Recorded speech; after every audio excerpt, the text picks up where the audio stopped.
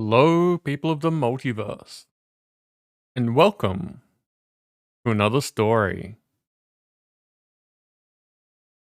Today, we're taking a look at an interesting little place where battles are fought on boards in very strategic manners. Today, we're playing Pawnbarian.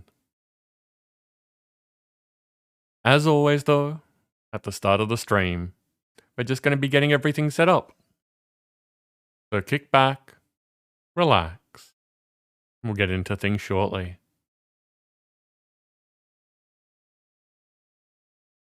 Whoa! Is that a scythe? It's also a customizable, high-impact sniper rifle. A what? It's also a gun.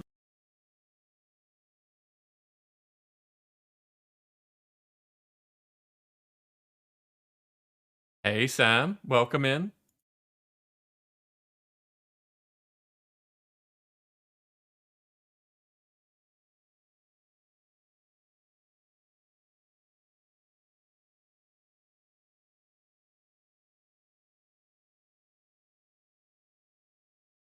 How are you doing today?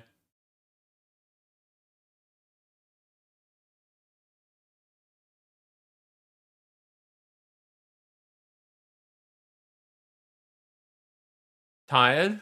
That's fair. Is it good tired? The sort of tired that you get because you have done things that you enjoy?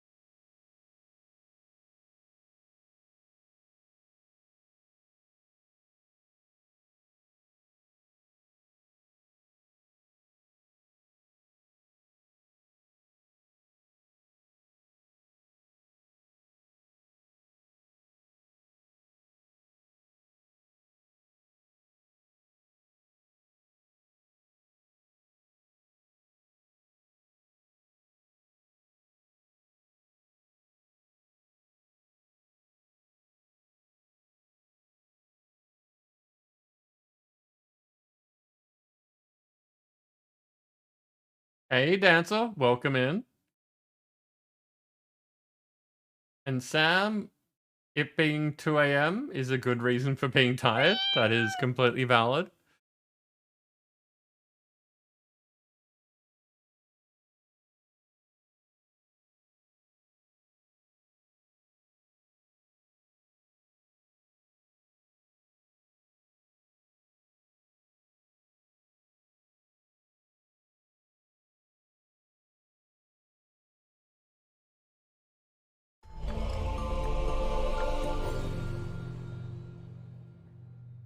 Dancer, thank you very much for the host.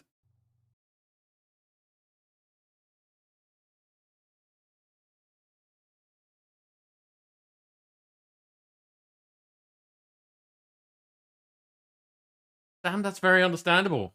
Like, knowing your limitations is a really handy skill to have.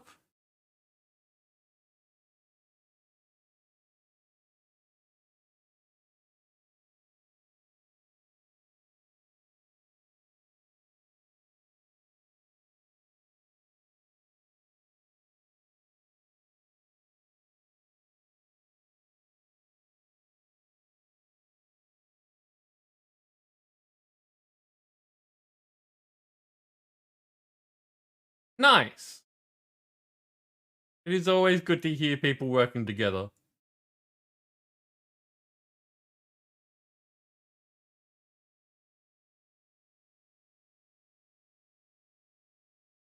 Wolf, welcome in. How are you doing?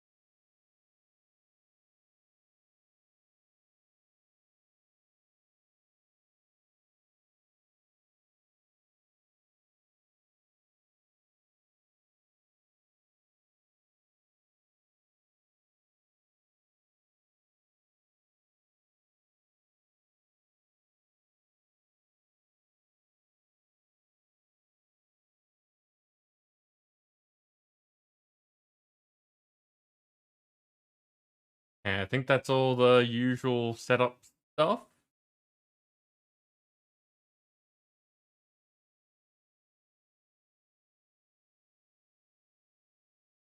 Wolf working on Arc stuff. Nice.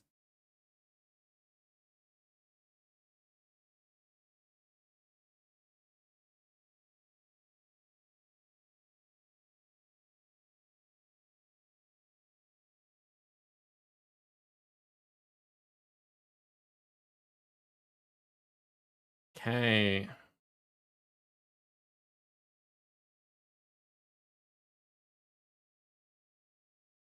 So, relatively new map. We're only on the 2nd level. We're heading towards that token chest. I don't know why I've got an army upgrade, but I'll take it.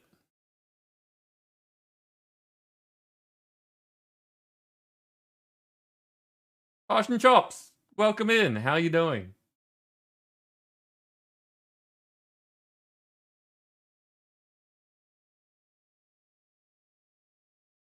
Okay, what do we got? We've got healers and saints today. I might be able to get that done. Okay, let's dive in.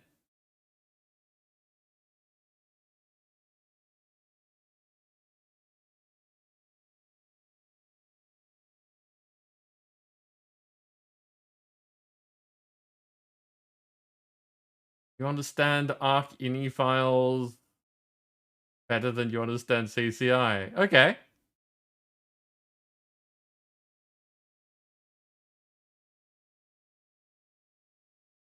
There's my saint. And it seems saint is useful down here, so that's where I'm putting it.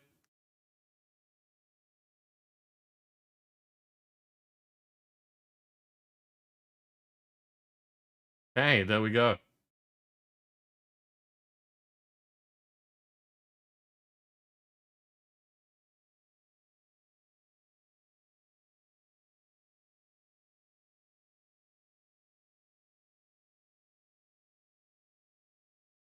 Cobalt Dragon. We will be getting into Pawnbarian in just a second. You're here in time for the setup phase. We do some general Tolkien stuff while I'm setting up. Then there's Stream Raiders, which is what you're looking at, which is a viewer game, and then we'll be into the game.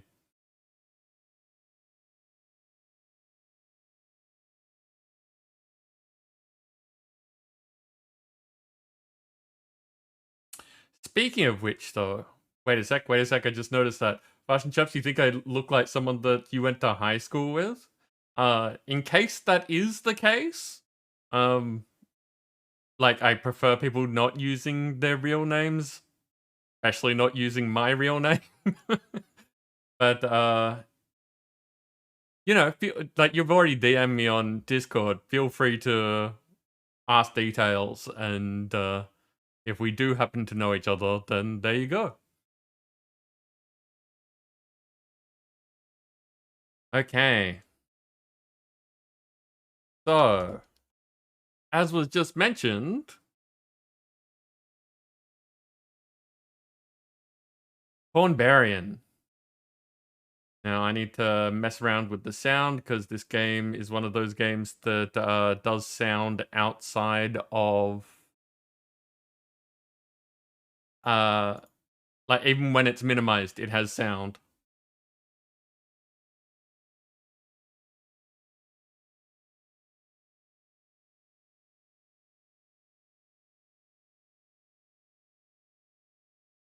Did that... That should have done things.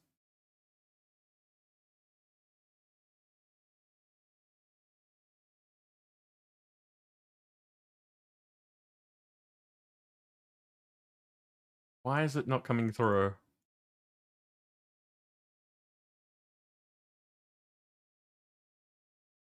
I may need to restart it. That may have had a problem with changing audio. Give me just a second. Apologies for the technical difficulties. Some games don't like changing audio channels. And I thought it was working, but obviously it's not. Sure thing, Dancer. I can see that.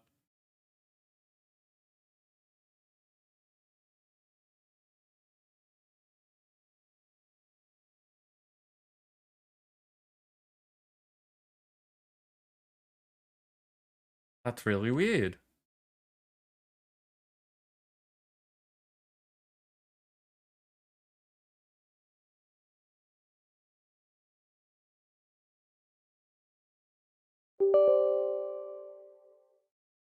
I've definitely got system sounds, and I can see that it's causing sound in my mixer. I just can't hear it. And it doesn't look like it's showing up on stream either. So something's gone weird.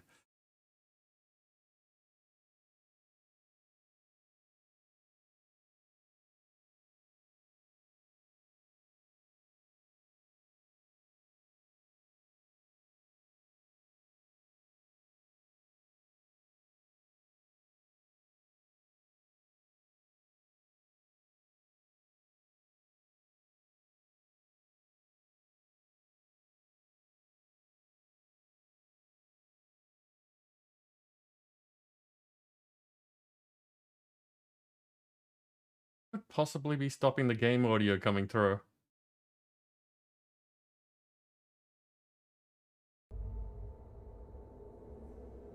See, I put it on system and we can hear it now.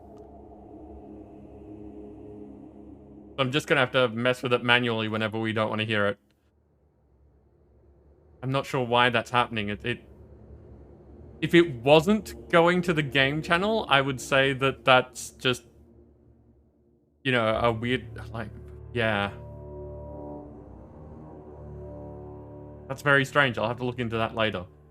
Anyway, not at all the game's fault. That was definitely a me thing. So, welcome to Pawnbarian, where we are going to be playing a roguelike dungeon with chess and chess moves.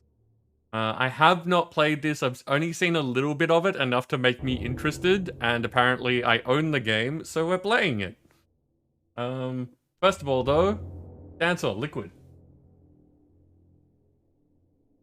I'm pretty sure this is clickbait.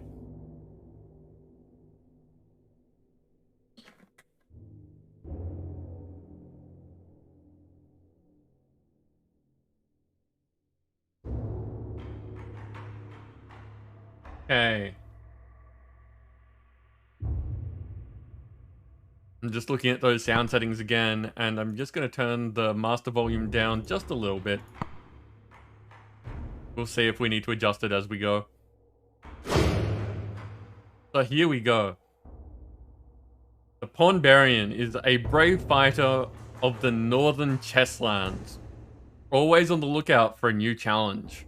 Promote whenever you move into the top row, start turn in the top row, or have 3 pawns in hand. I don't know what that means, other than, you know, promoting a piece usually means getting to change it into something else. I also don't know what this means. Like, why are there energy symbols, and why does that one seem to have no shield? I am gonna go with no handicaps, because we haven't done this before. And I know that there are a bunch of other classes. That does seem really loud.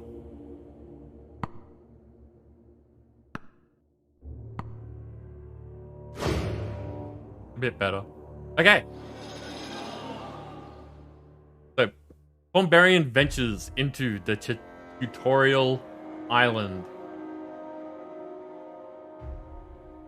Volunteer to clear out this neglected manor and hopefully learn how to handle yourself in less civilized places.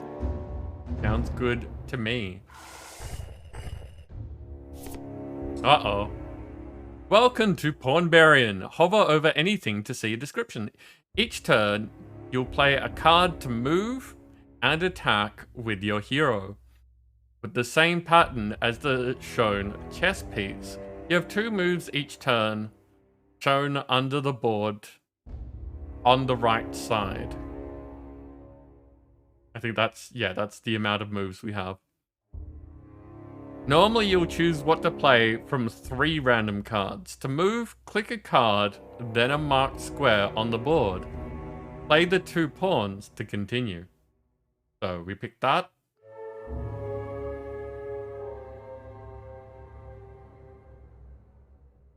Happy Bear, a giant rodent with a taste for meat. And it looks like it can move anywhere around it. So I'm going to take a hit here, because we can only move 1 space forward twice.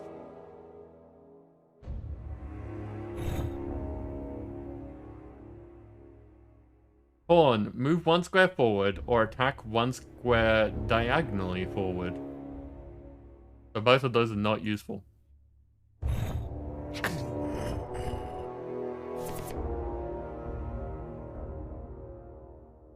After your turn runs out of moves, it's the monster's turn. They try to attack your hero, then they move. You ended your turn in range of the capybara.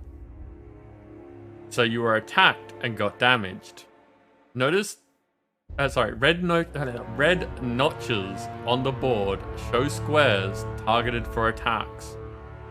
Use the knight and jump into the top row to continue.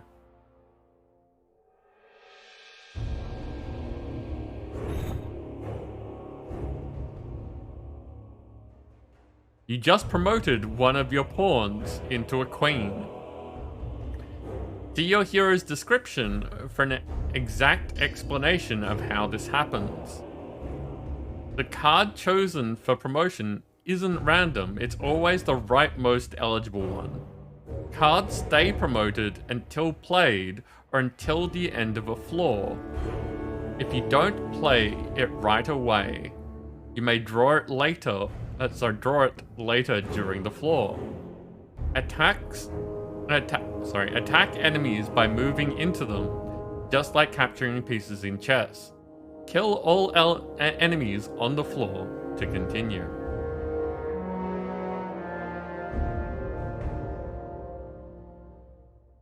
So here's a problem. If I attack this one, we're then gonna get hit.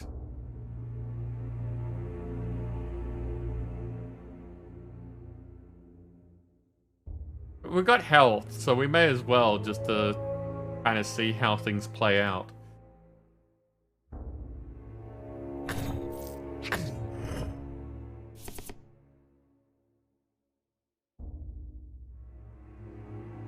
Okay, now we have different things. So we got knight.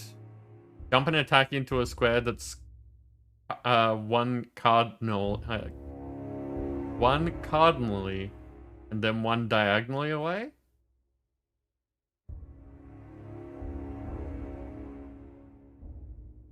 Is that description correct?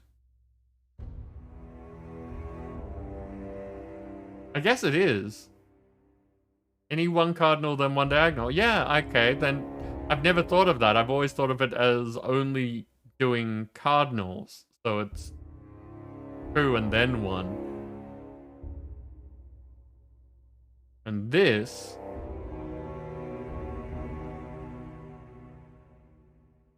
move and attack at any number of squares diagonally.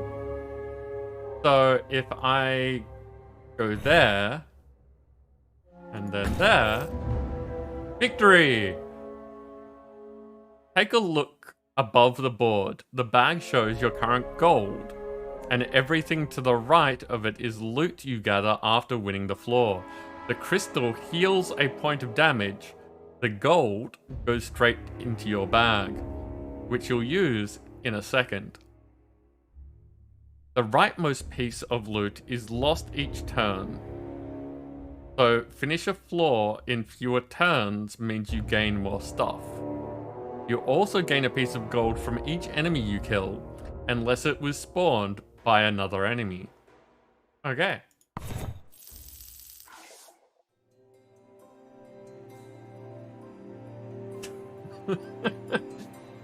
Hera, that's vaguely kidnappy, but still, welcome in. How are you doing? Welcome to the shop. Here you can spend gold on hearts and upgrades. Move into things to buy them. There's no move limit in the shop, and you always have cards which allow convenient movement. Take a look around and buy an upgrade to continue.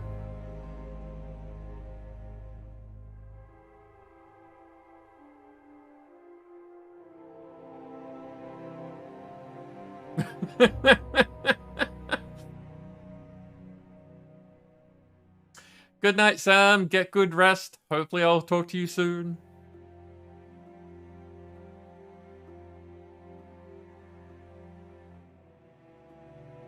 Tara, that's very mixed messages. Because I know for a fact that you're saying no now, but if Sam didn't leave, you'd be telling him to go to Schloop.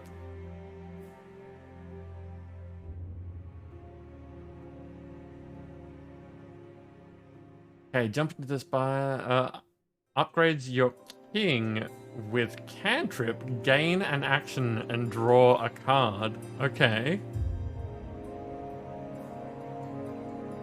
Extra hearts are good.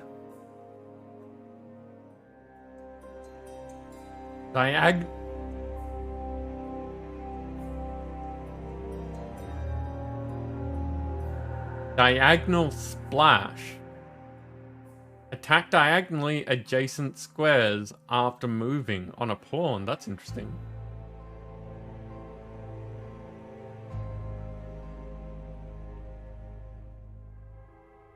You're an enabler?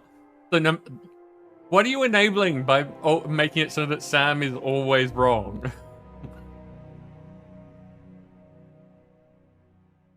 Cardinal splash on a knight. Ooh, absorbing damage. That's handy. But I think I want these two.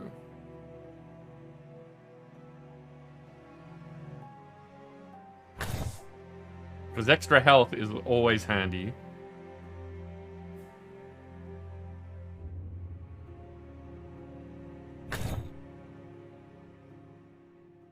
And bonus extra things from the king, while not being the best thing ever, because I imagine that the king doesn't turn up all the time, but extra action and draw a card seems like a fantastic combo.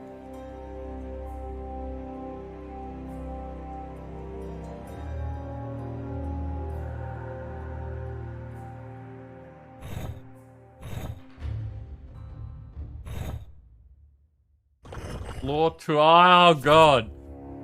Floor 2 of 2. Your final test. Most enemies in the game have some ability you'll have to strategize around, so be sure to read their description. You can skip turns early with the button to the right of your cards. This is a Blight Matron, an eldritch abomination born from the Blight. Beware its noxious secretions. Blightwake moves twice. When moving, leaves Blight. Blight Host. After death, spawns a Blight sack on an empty diagonal adjacent square. Okay. Well, we want it dead.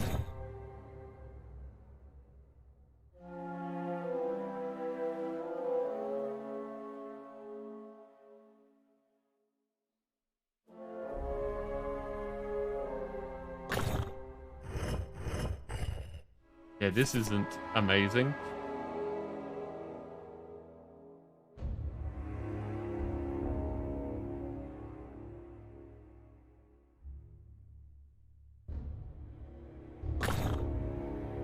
I'm not sure what Blight does.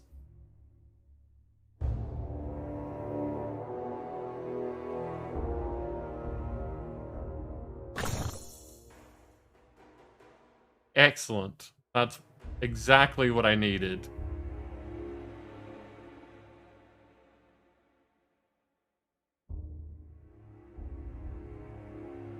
It's gonna hit me for 3. This is not the best thing ever.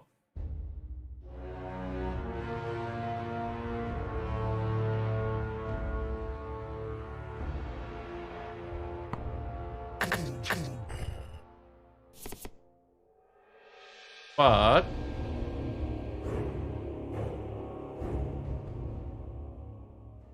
I guess I'm going to only kind of die if I do this. So I'll go over there.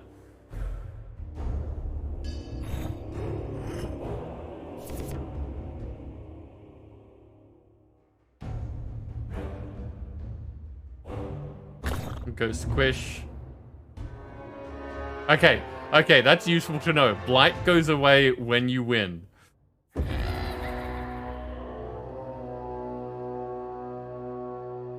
Pawnbarian ventures into the goblin caves. Oh, okay, so it tells you if you've completed an area. A fetid lair, hidden deep in the Rook Ridge. Home to ghastly goblins and other assorted cruel creatures, slowly being corrupted by the blight.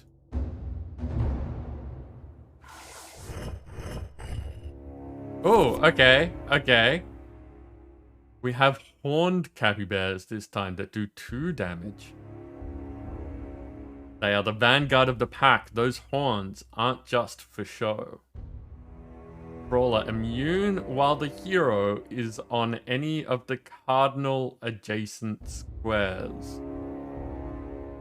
So I can't hit it dead on. You've got to come at it from an angle.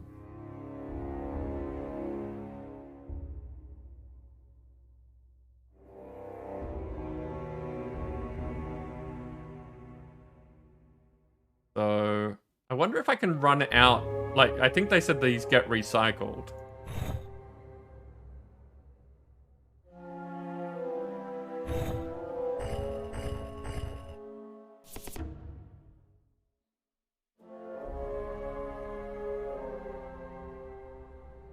Move and attack any number of squares cardinally or diagonally. Demotes to pawn. Absorb a point of damage this turn because of the shield, and has diagonal splash. Attacking diagonally adjacent squares after moving. So if I use this to hit here, I take out both of those. Excellent.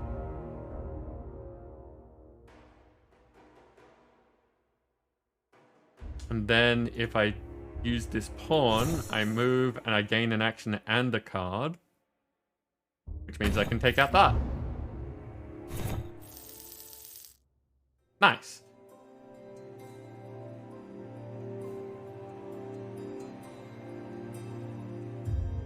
Dancer, the only good guy on... Well, good guy. I assume that we're the good guy because we're playing them. But the only good guy on the field is my piece. Everything else is an enemy. This is a shop, though, so it doesn't quite work.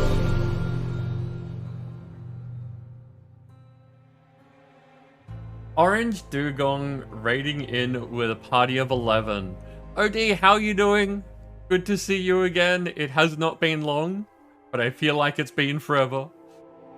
It hasn't been. It was like, what? Half an hour?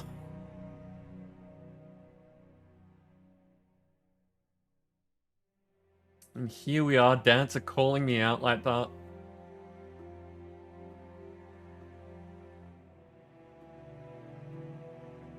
Things are going well. I am playing chess in dungeons. It's strange, but I enjoy it. How was the rest of your stream? Like, where did you get up to? How much more roof is there now? And did you get murdered anymore? Hey, oh,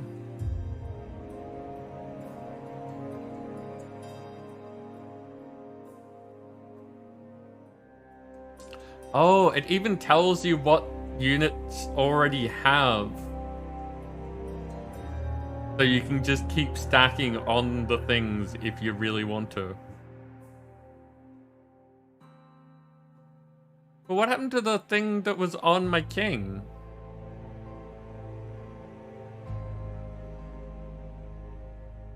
That must have been in the previous area, so it doesn't carry over.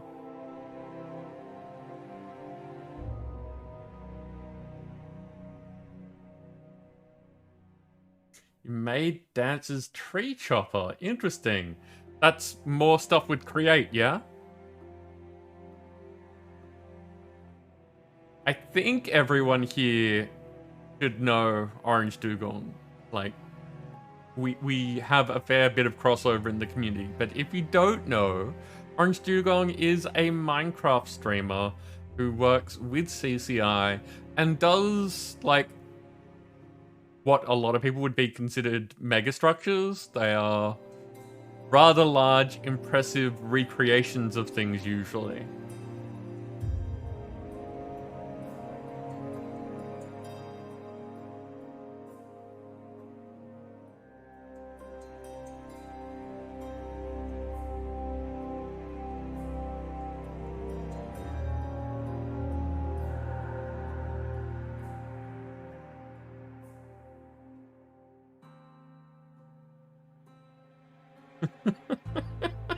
What is this trend of people being surprised that people stream and denying the fact that they stream? Okay,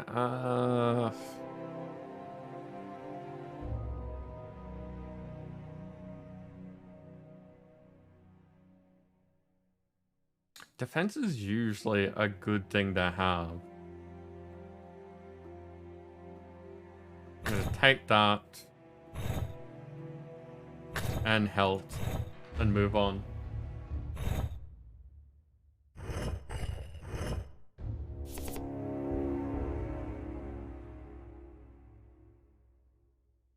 So yeah, just to reconfirm, Dancer, all of these ones, those are bad ones. They put the red marks on the board to show you where they will be able to hit on their turn. So you want to keep out of the red areas if you don't want to take damage.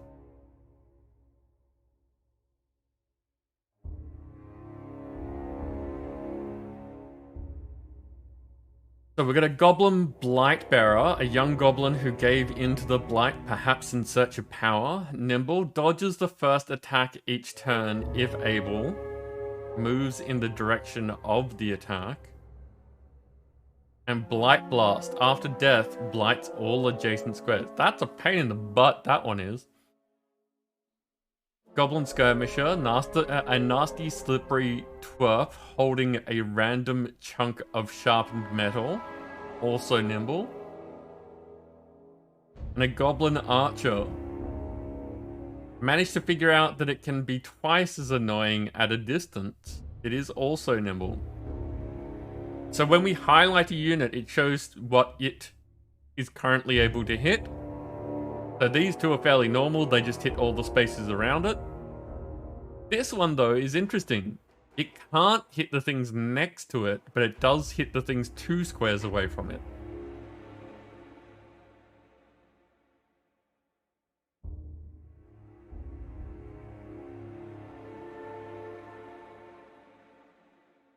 But the thing is, all of these I have to hit twice.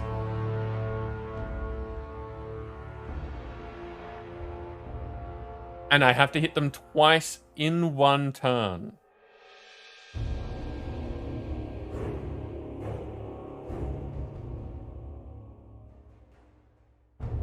Which is super awkward.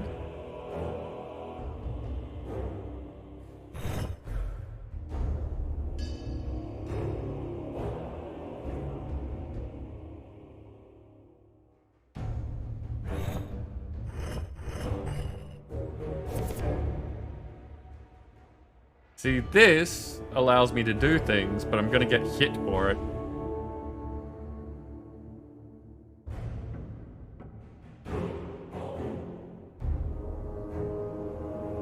But I guess taking a hit is necessary. You can't just avoid.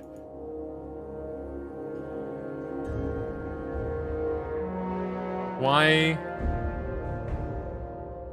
won't it let me move forward?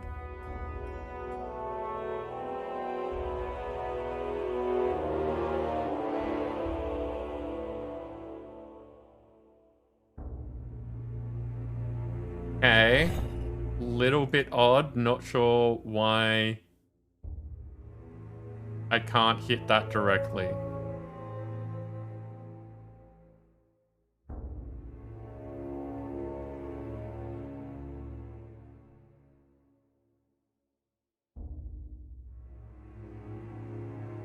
Why does this do nothing?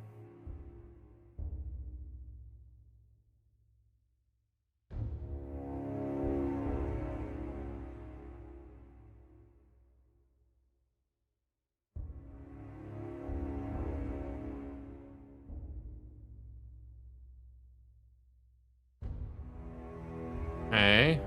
So get out of the way of damage.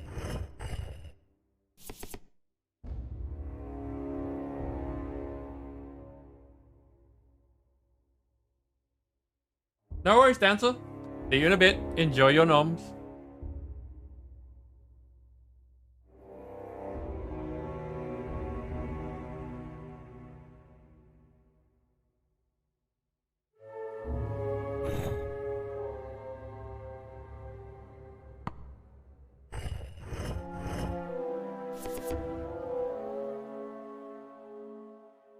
Hey.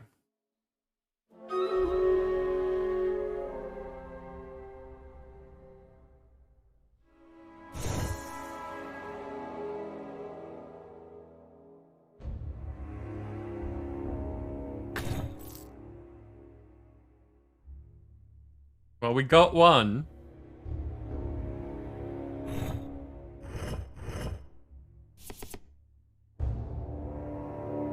Now, we have battle, so jumping over to that. What have we got this time? 23 friends. I don't see any big names on the field, so I'm just going to throw a killing floor like right here for us. Go get him, people.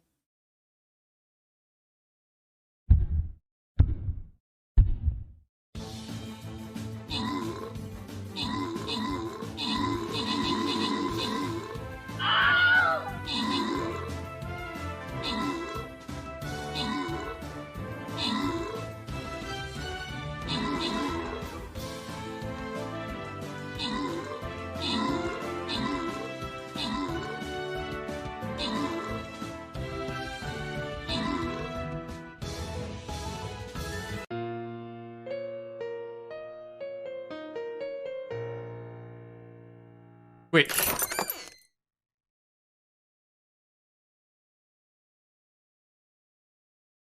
Let's try this again. I'm up to 3 retry tokens. How does that work?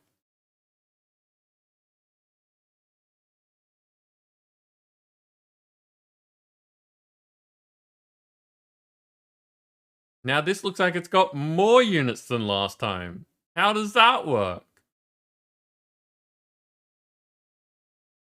Healers. I need to place a healer.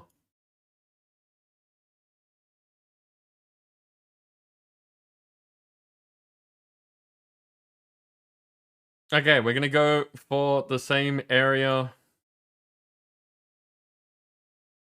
Seeing it leads us straight into the battle.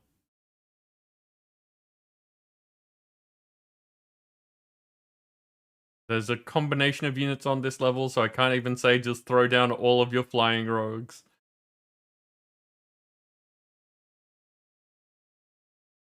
Tara, with all the things that you don't do,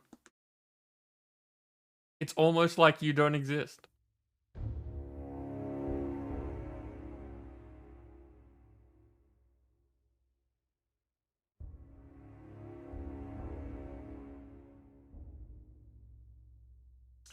Oh, this level looks rough.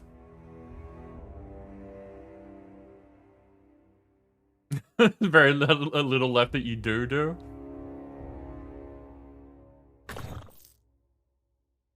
Oh, okay, that's handy. It did say that, it did say,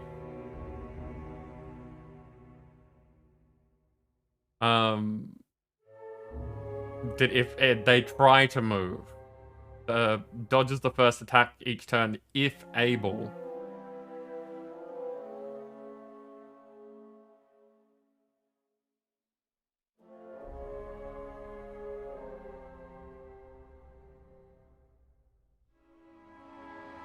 This one's gonna hit me.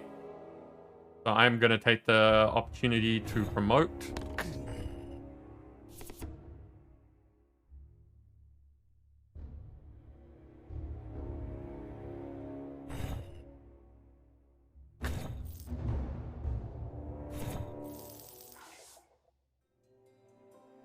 Ooh, the next heart's up to 7 health.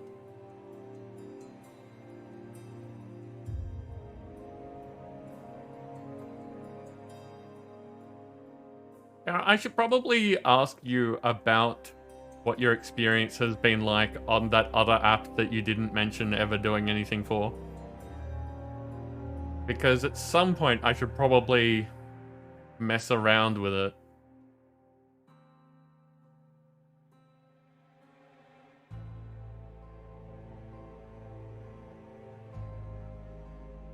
$10 for the cantrip, but it's an extra action and an extra draw, which is really good.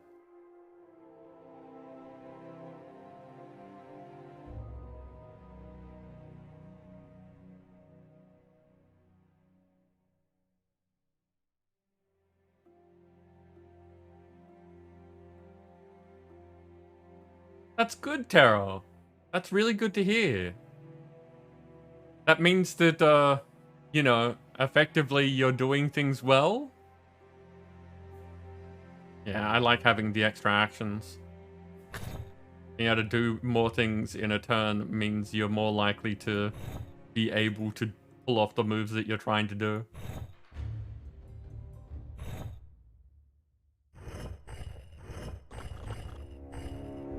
Oh, that is a lot of things, and I am not comfortable with some of them. What have we got? We've got a blighted capybara, which leaves blight. We have a snake packer. Snake packer spittle is corrosive, not toxic. Ponder this fun fact as it's melting off your face. It's vigilant, which means it's immune while the hero is not on any of the adjacent squares. So you can only hit it from next to it. Ick.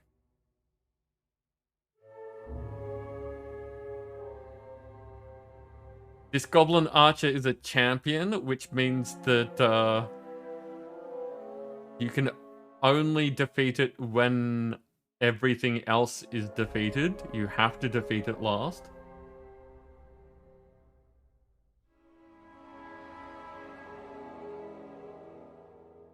And a spider toad, not particularly aggressive as long as you're on a different continent. It has Web Weaver. After death, the hero draws only 2 cards next turn. This is a whole bunch of ick.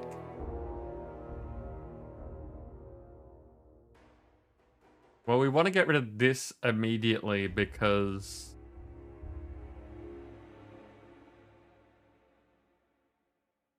again, it's not going to let me. Why is that?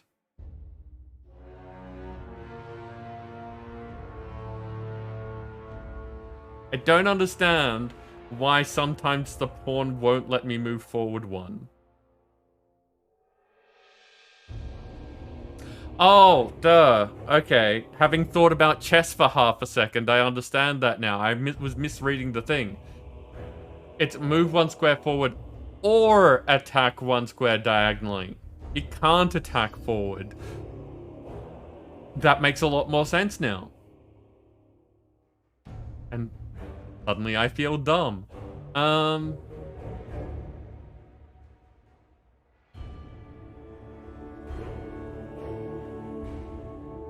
Okay, so instead, we're going to hit like that.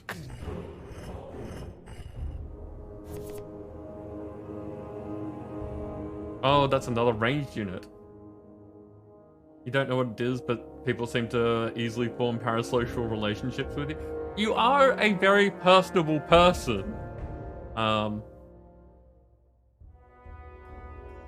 you come across as very friendly and I guess especially with the tags that you use and the as you were saying, the microcosms that you end up involved in. People are looking for friendly creators in those fields who feel, you know, an attachment to?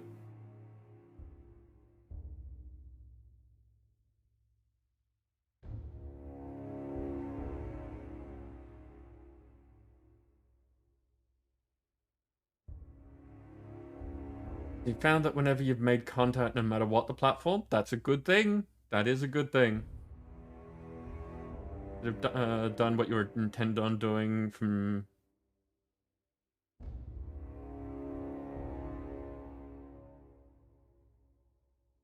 Is DOTR an acronym that I'm not aware of, or was that meant to be day one?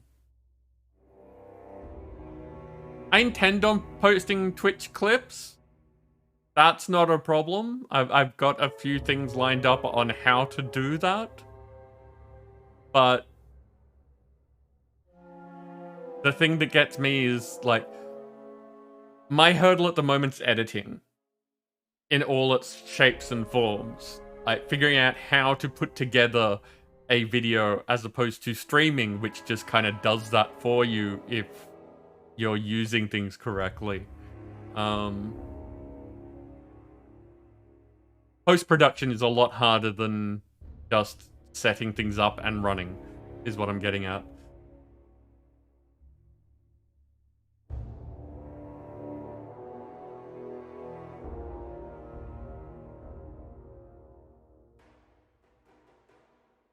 Day dot. Right, okay.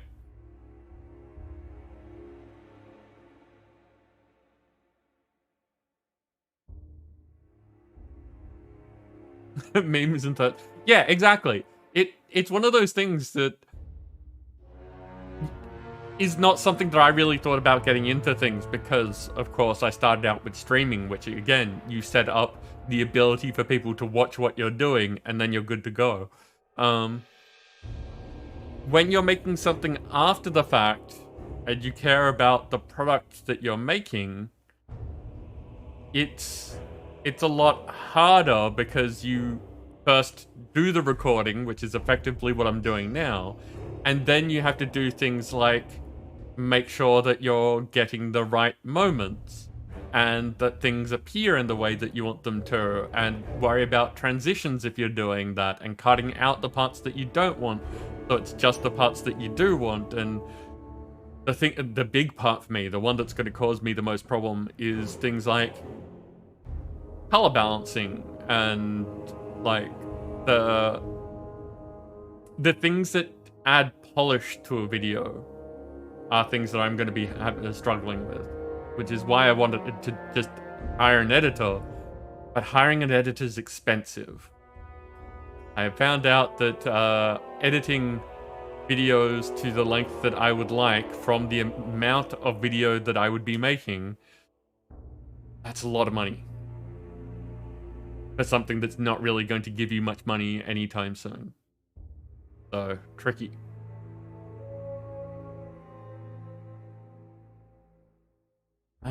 So yeah, what was I doing? Right, yeah. Okay, so I should be able to kill 2 of them in this turn. Like this. And this. And I'll take a hit to the shield and take a hit to my health. Unless I do that because I've got the extra move.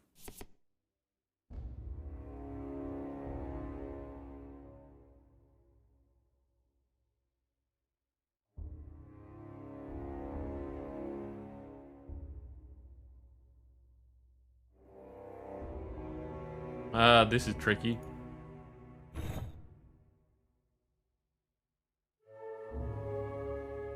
Can't do anything to him while that one's around. Can't do anything to that one unless I'm right next to it. Sol, welcome in. How you doing?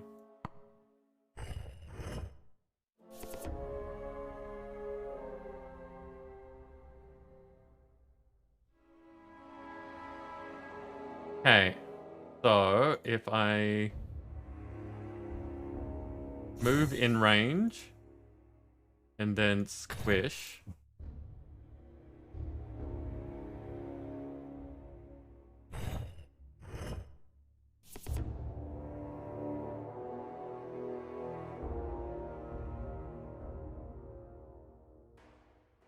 This is a problem. Unless... No, I've only got 2 moves.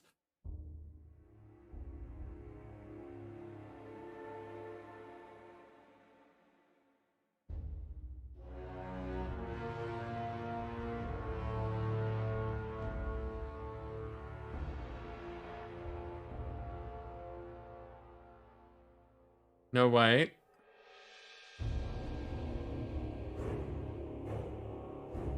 I do this, then hit that way, and it gives me the extra move to do that again.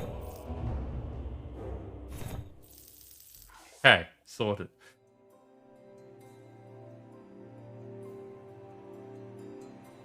On the plus side, Tara, your memes and thirst traps, they seem to be doing pretty well. I don't know your numbers or anything like that, but from what I've seen, what you're making seems like fun. Or specifically not making, if we are continuing to talk about that.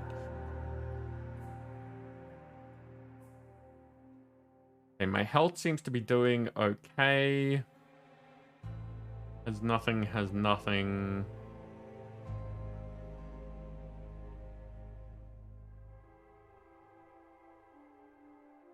I'm gonna keep going with the extra energy and stuff because having those extra moves has really helped me. And the more things that I can have to give me those extra moves, the better off I'll be. Okay, so we've got 2 snake packers this time. A skirmisher, a blight bearer. I want to get rid of that blight bearer. And a warrior.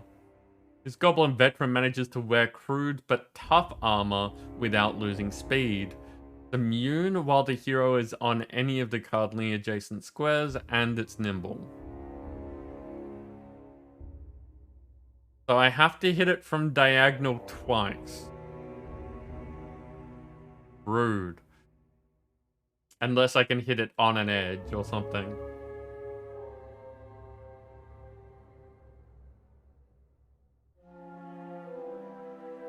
You've hunted down the garlicky smashed chickpeas with lauded pocket bread. Nice. Numbers are okay considering how small your following is. You'd say it's good, but your forward seems very bad. Okay. This is one of the things that I've been struggling with, and of course, being in the middle of a stream, it's not the best time to be talking about it. Promotion seems to be one of the harder parts of streaming.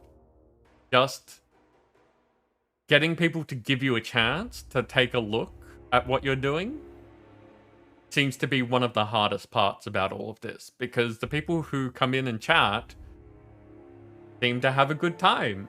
Like, not all of them stick around. Enough of them do. Like, if you look at the goal that we've got, there's a lot of people who have taken an interest.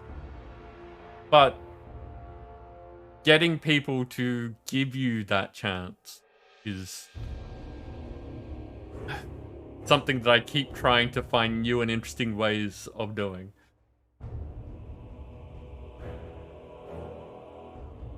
That's why the rest of us promote you, because we think you're pretty cool. Okay. I can move directly forward.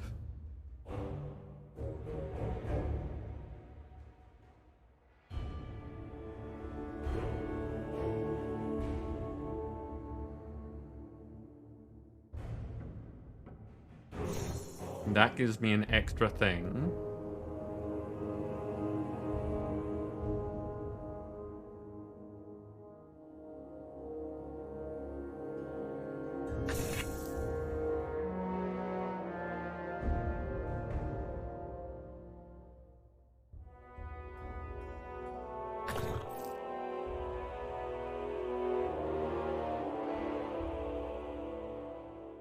I think it's worth taking the hit from the blight, especially since I've got the shield, so I'll only take 1 hit to get rid of 2 of these.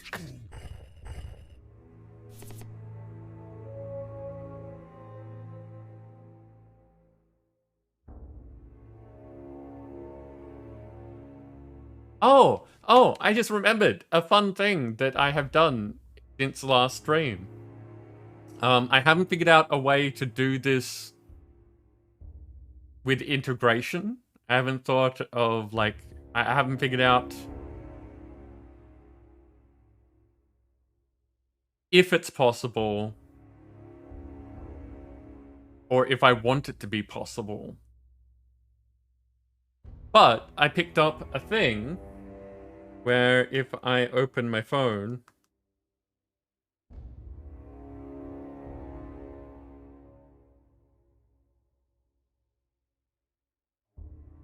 I can do this. I have different colored lights.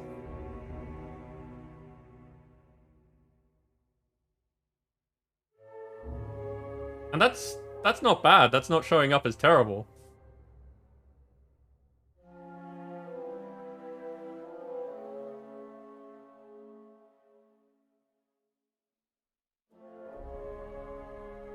And it's pretty cool as well because if you can see the app, if I wanted to, I can like directly control what color I want it to be and like how intense I want the lighting to be.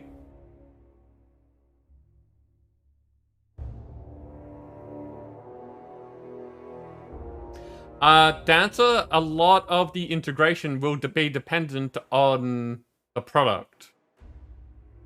So having a method of doing it with one product is not necessarily going to work for another.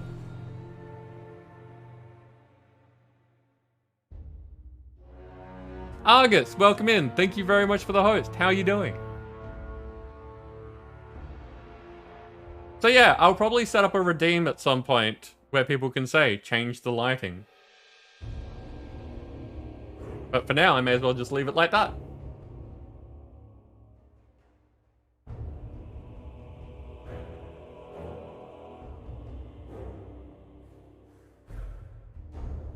It is true, Dancer. Like, is very new and I will be looking into it, but from what I've seen, the people who make this product stopped maintaining their PC support a while ago, and it's done by phone app now.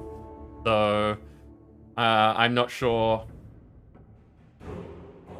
Yeah, I will have to look into it and talk to people and that sort of stuff. But he's new, and his thing, and I have stuff.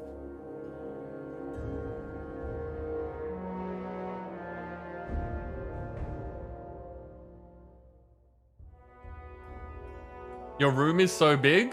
Well, the thing that I've got, is the light globe. It's the overhead light globe for the entire room. And I say entire room, but that's not exactly how this works, because I'm in a studio apartment, so... Yeah, but you can get it for...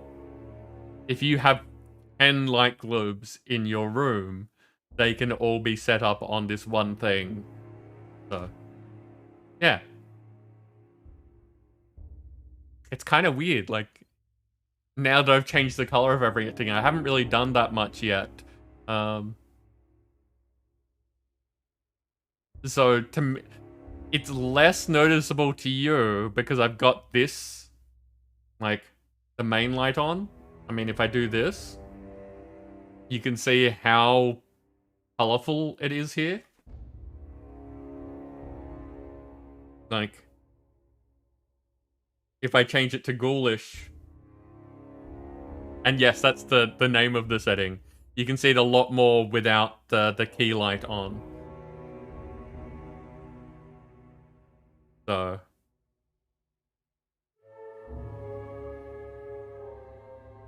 But yeah, the key light kind of changes things and makes it more of a background thing.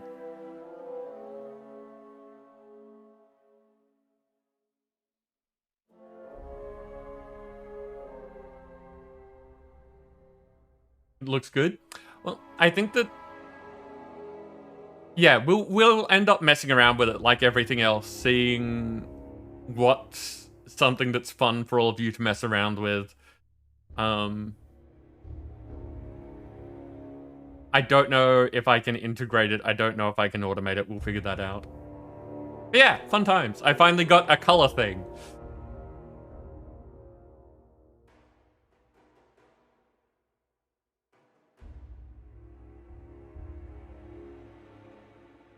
A smart plug. The key light and the overhead light are two very different things. So I don't know. I honestly don't know if that would be a doable thing. I'm sure that it would be technically possible with enough know-how, but yeah, that may be well outside my wheelhouse. Okay, what have I got? What can I do with the things that I've got here?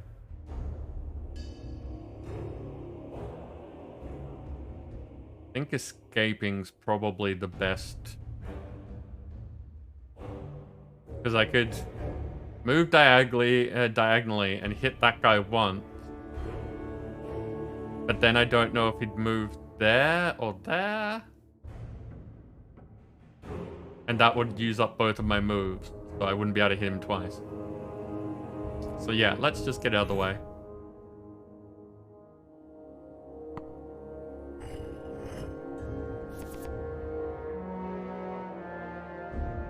Ooh, that works though.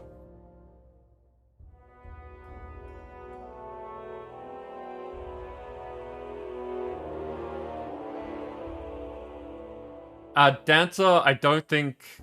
Like, I think Mix It Up could definitely control... Actually, I think they're both controlled through my phone, so I don't think that Mix It Up could control either of them. Anyway. So, move here. Then...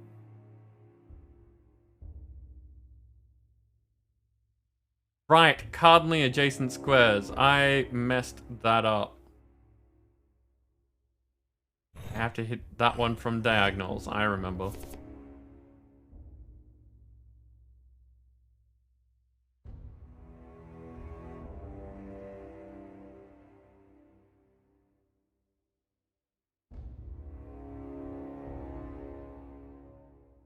This is gonna be a pain.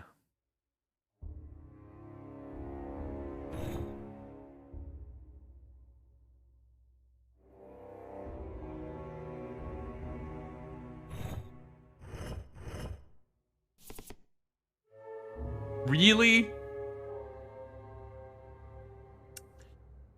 Fantastic draw.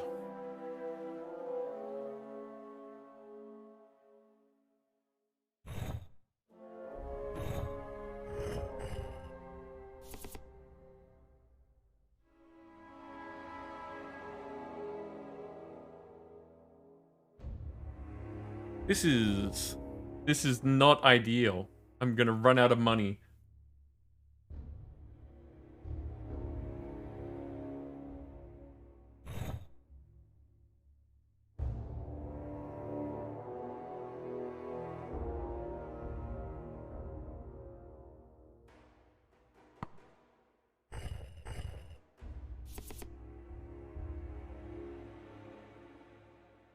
What is up with this? Okay.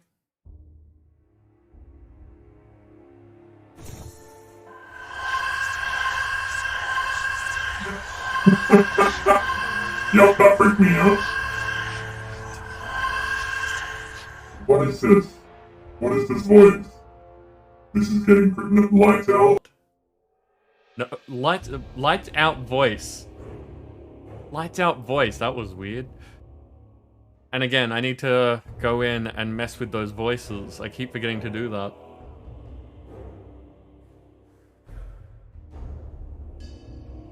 Okay, so I should be able to take care of this if I do that. And that. Okay.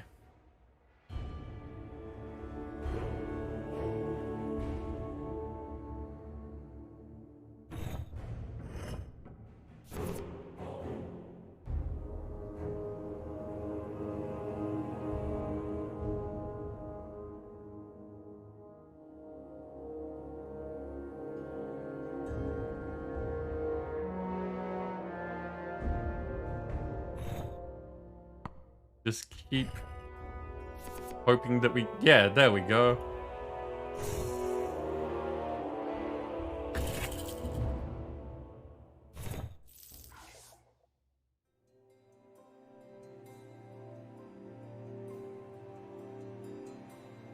Thanks, Dancer.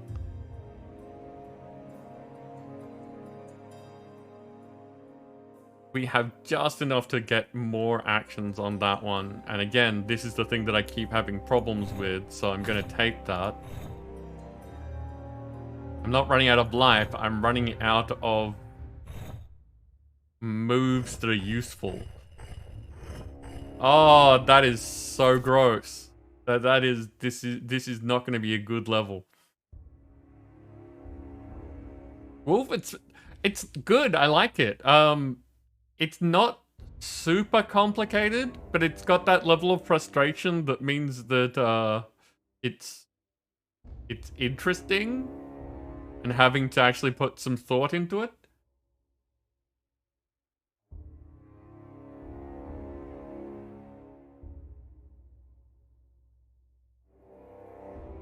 Oh, this is...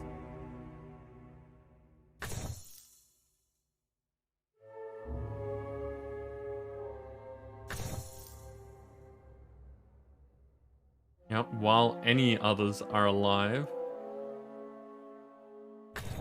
Get rid of that.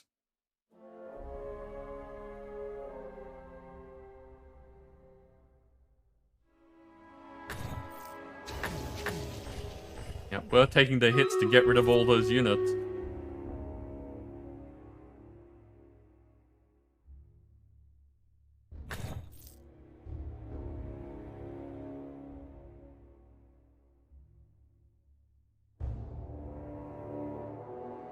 Oh, that's a shaman. That's a pain. Now I'm getting hurt. It is battle time again.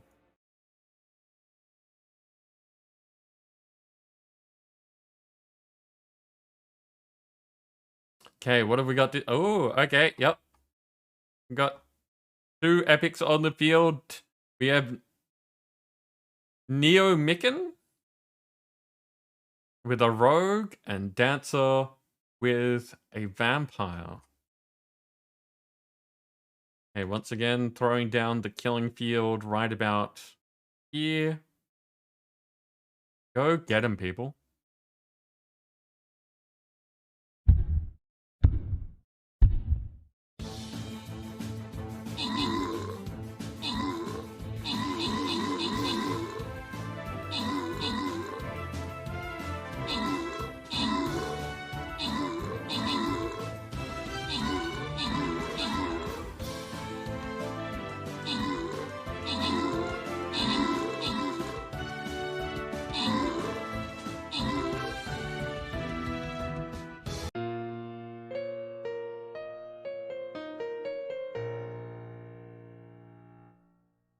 Well, that's not great.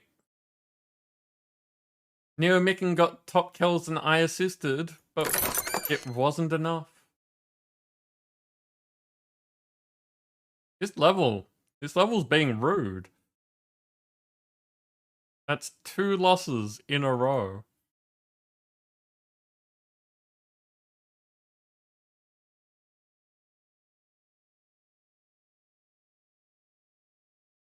Okay, so Saint this time. Because I am still doing the thing because of quests.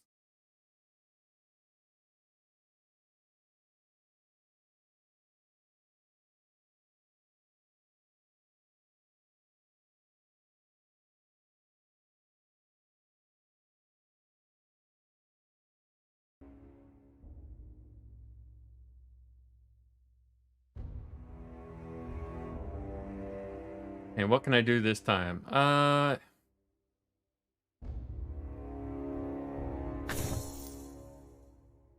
Excellent. That's what I needed.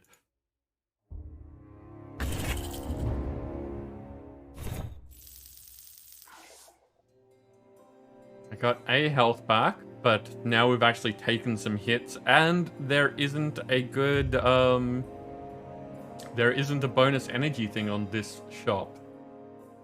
So, I'm gonna take that to have extra health.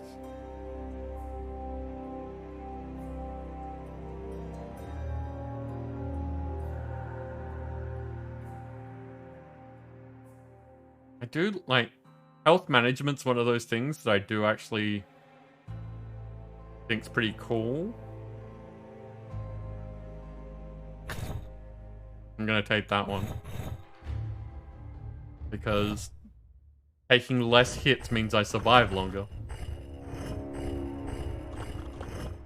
God, look at them all.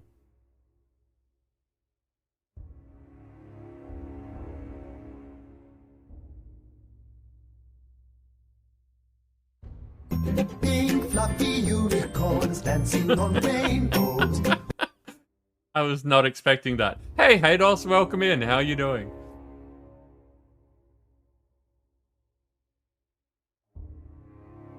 Okay, so get rid of you.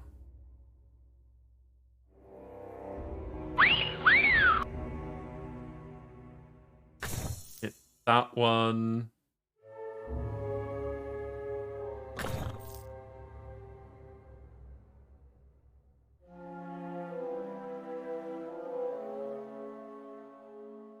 Actually, I appear to be safe on this spot. That's wasting an action, but not taking damage.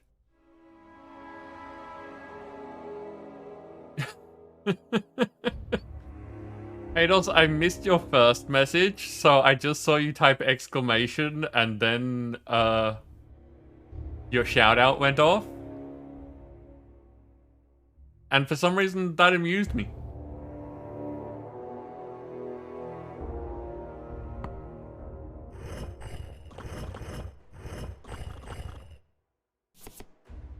So many of them. Now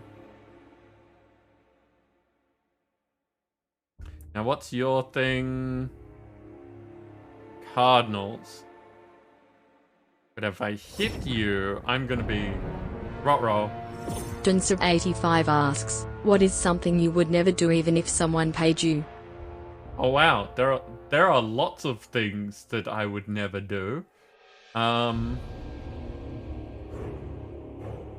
I would not eject myself into space. That's not something that I would be willing to do, even if someone was paying me.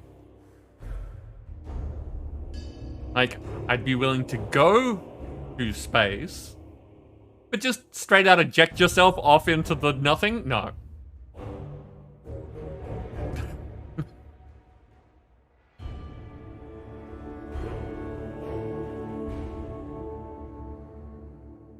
Dancer, wearing a spacesuit makes it worse. You'll be alive for longer floating off into the void. That just gives you more time to contemplate the fact that you're going to never, ever land on things. Well, you might, but you'd be dead by the time.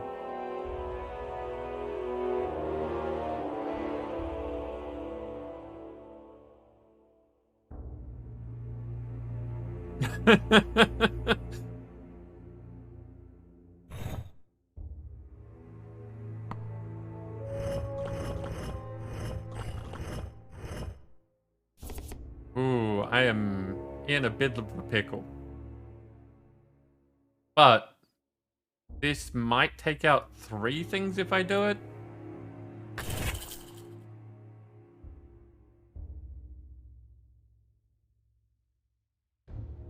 Two, and separated them.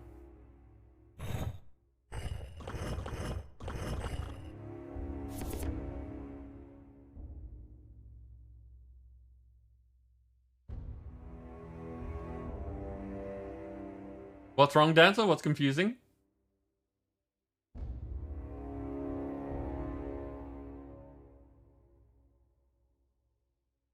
Hazel and you had a discussion of would you have sex with someone else for 2 million, and the answer is yes. But get it in writing first. For one thing, like, that would you do it for $1 million question is a really weird one these days. Because at least in Sydney, that's effectively asking, like, would you do something for a house? It's not the same thing as, you know, that same question 10, 20 years ago, where millionaires were seen as, like, this huge, like, just unbelievable goal.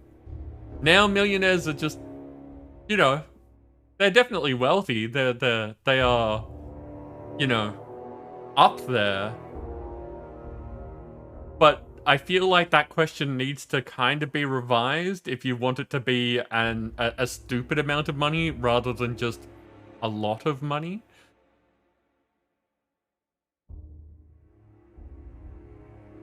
And yes, anytime someone says, would you be willing to do this for an amount of money, get a contract.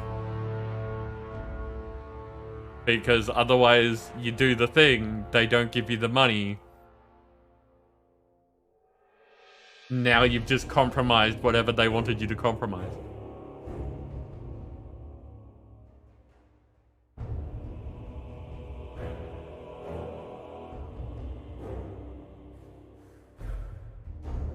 $2 million is enough to retire. That's true. Depending on when and your lifestyle. So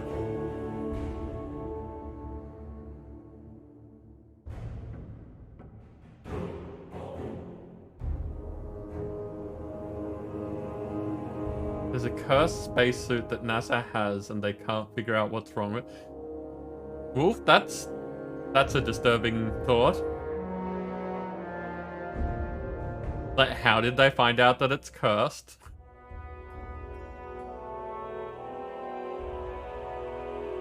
Okay, how can I do this?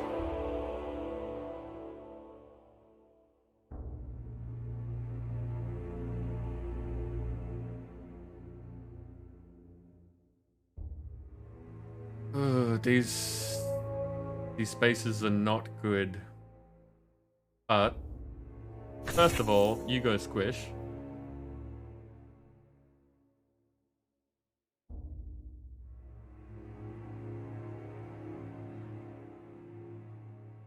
And you go squish.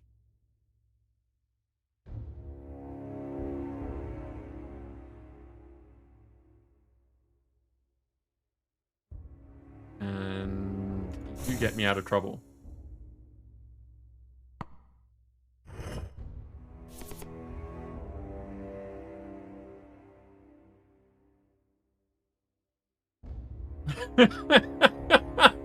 So that thing that I said that I wouldn't do even for money, Terra's like, let's go! And this is why everyone, you know... I was talking with someone yesterday about how people understand social equity in the thought that different people needing different amounts of support to be able to survive, so therefore financially they either require more money or more assistance or that sort of thing. That's a fairly understandable thought, but people don't tend to take that into account with social equity, like being able to... Something that's easy for me is hard for someone else. I'm not willing to do some things that other people are. So there you go. Terra getting yeeted into space.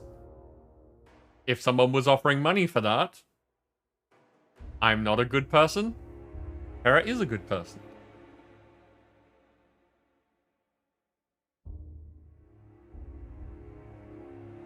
Two different people wore it in space and it leaked water. They got back into the ship or the space station, checked it over and nothing was wrong with it.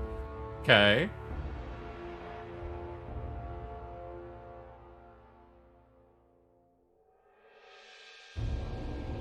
Dark Wolf, you've had several elevators do that. Okay, so now we have cursed spacesuits and cursed elevators. What other cursed things can we have in this stream?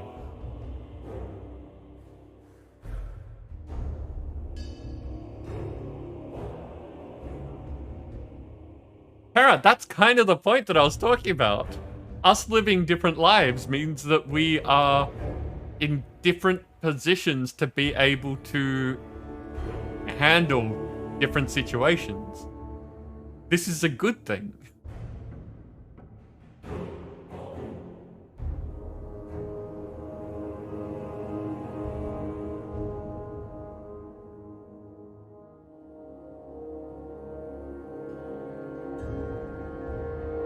Yeah, soul tight spaces are not a good thing for me either.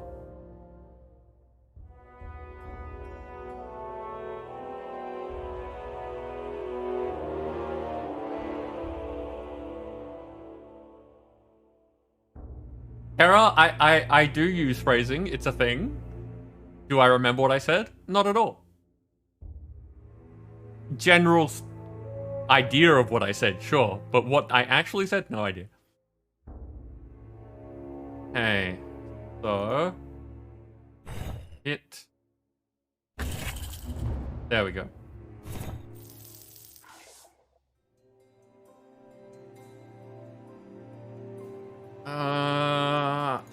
More action economy.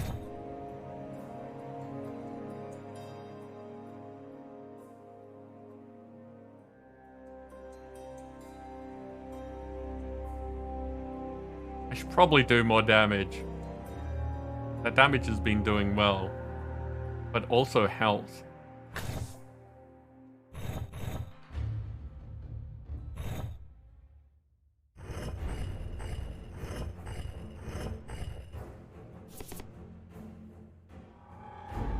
Don't know how to fix the general understanding of elevators.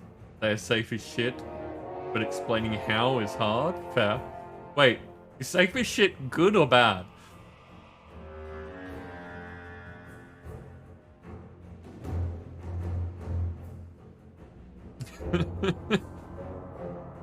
No issues with 90% of elevators. Small spaces or large crowds where you can't move the way that you want to. Yeah. A lot of people have problems with crowds.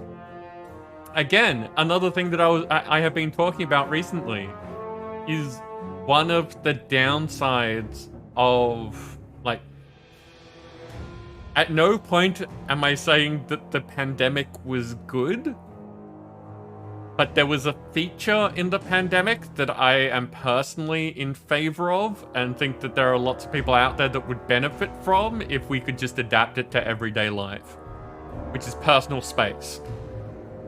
That whole social distancing thing of not just getting right up close to strangers, if we could keep that, I think a lot of people would be happier. And I'm not saying that you can't get close to anyone that you don't know or anything like that. I'm just saying, as a general rule, giving people a bit of space would make them happier.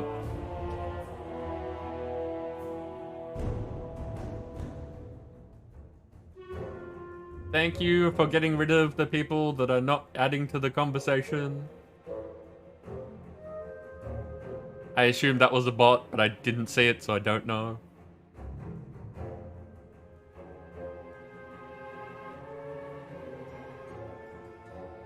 Was a bot.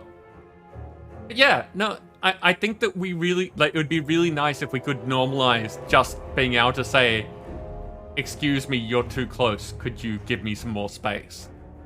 And for, you know, at least arm's length being a happy, we should be just expecting people to want that much space. I think that that would be good.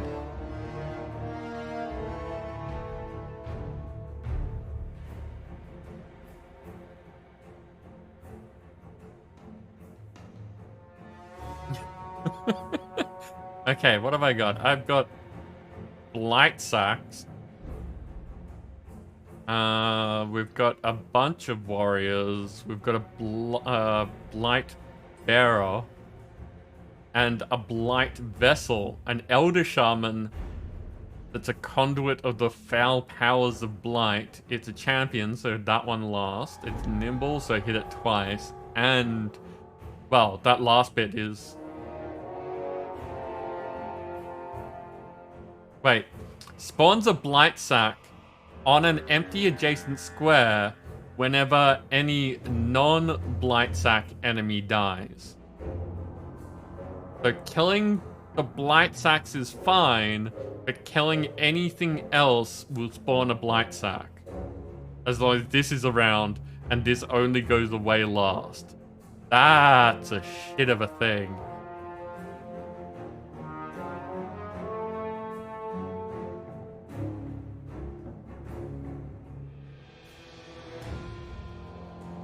Okay, well, I'm glad that I've got a lot of actions here.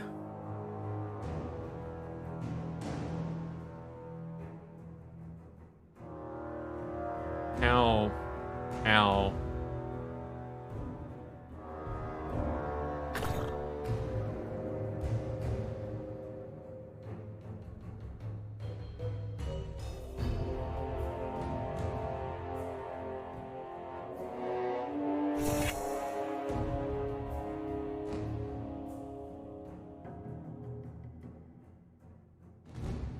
Okay, I've got a shield. I'm only taking 1 damage from here, so that seems like a good play.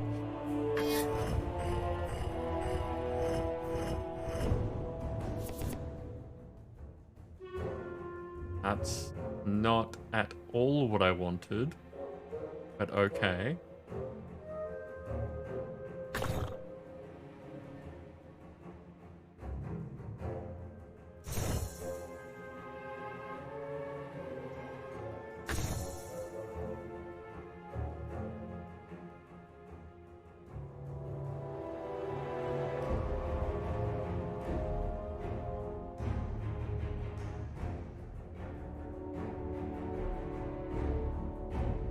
Okay, if I take out this Blight Sack, I will get hit for 1. But I can't use the Queen to go anywhere but that will actually be useful in that. I can't hit this one twice, but if I use the Queen to hit that one, it'll give me the defense and also take out that. That might be good. Oh, but it's immune.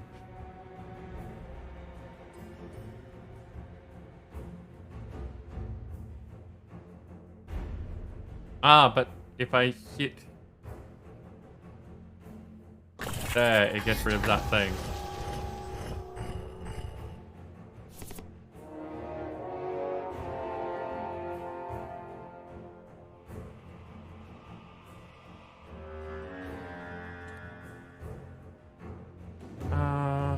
Things would suck.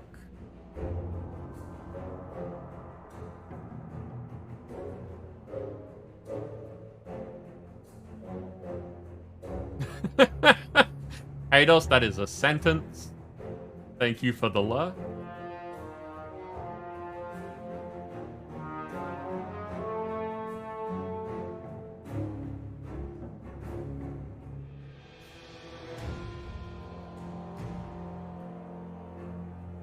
Darkwolf, as someone who has been stuck in a lift for a reasonably long period of time, I was fine in that lift. It was just boring. So...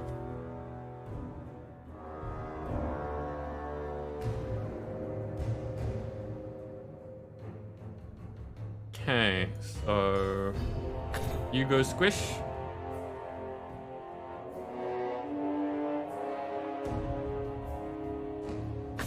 You go squish.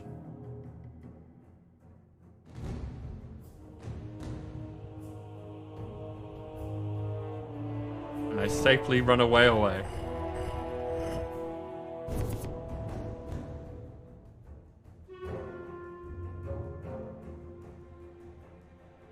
Hey, Wolf, if you want that sweetmeat, you know what you should do.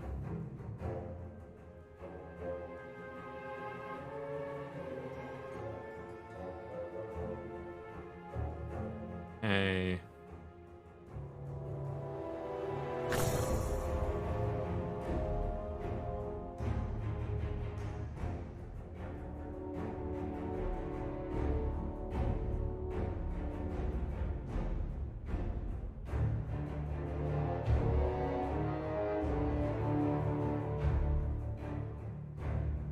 No.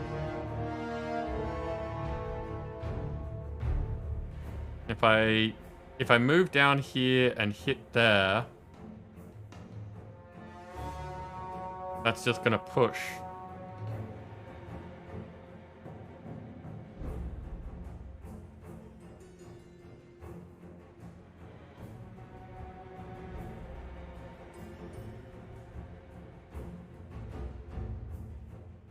I move down there and hit that.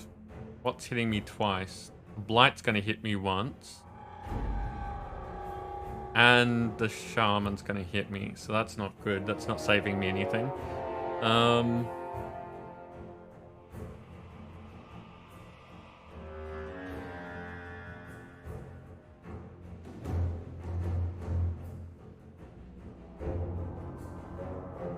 This gets tricky.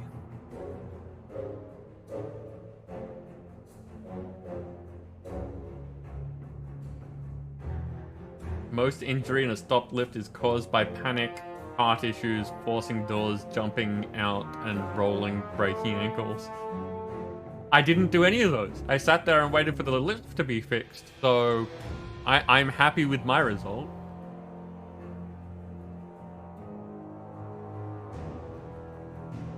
As long as there's no fire or flood. Yeah, as long as there's not an emergency, if the lift is just stopped, I'm happy to wait.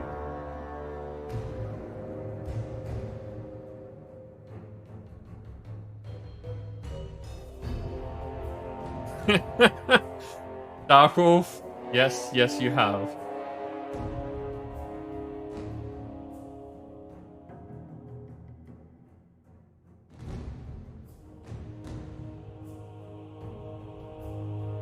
I think I know what's wrong with this. Move, lift him to position to check. Yep, I was right. And that means I can't move it the other way. It.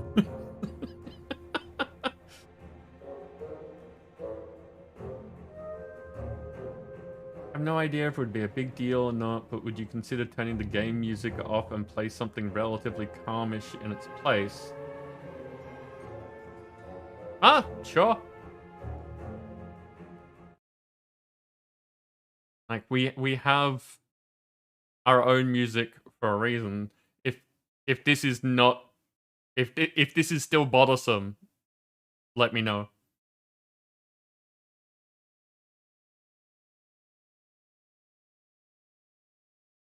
I wasn't noticing the music, so I didn't notice it was on a short loop.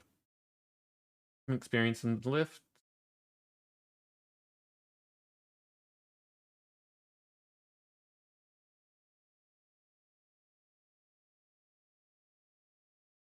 Sarah, yeah, I guess that I guess that's true for a lot of things. If you have bad experiences, it makes sense that you wouldn't want to keep repeating those bad experiences.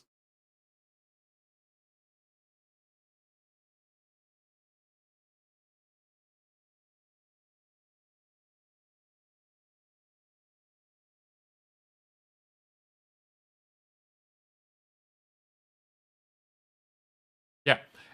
Just as a general rule, if there are ever sound problems, if you don't like the music that's playing, anything like that, if I can give you a better experience, please let me know. I am happy to change things. Okay. And I guess that's one of the takeaways of playing these games as well. Is we try out indie games and that's valuable feedback. If the person who made the game was here and heard that sort of feedback that, you know, music is fine, but everything is loud and it's on repeat, so not fine. That's something that they can take away from this.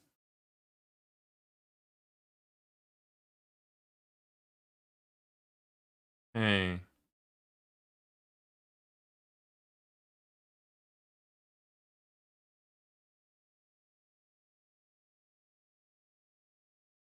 Let's see what this gets me. Do I get another?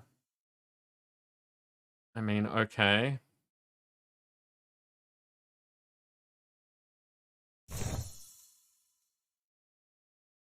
And now I have the things that I need, but not enough moves to use them. Right.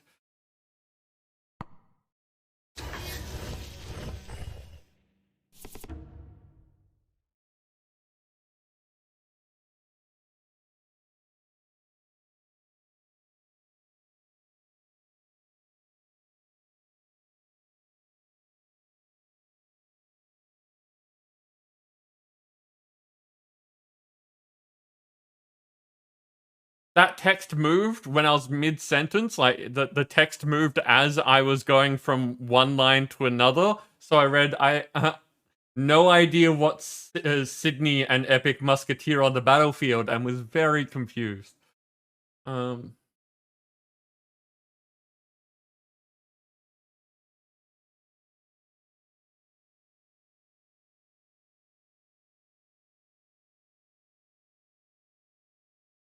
Okay, so jump there. Hit you. Hit you again.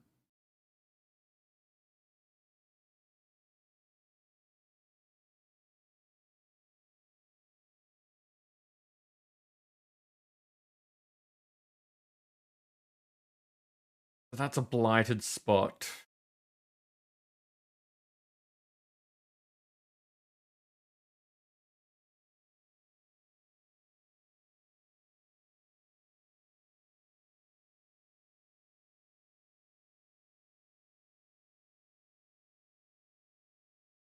Oh, that's a good spot. That's only one hit, and I'll take out one of those. Ah, but they create blight, so I took a second hit. Okay. Need to keep that in mind.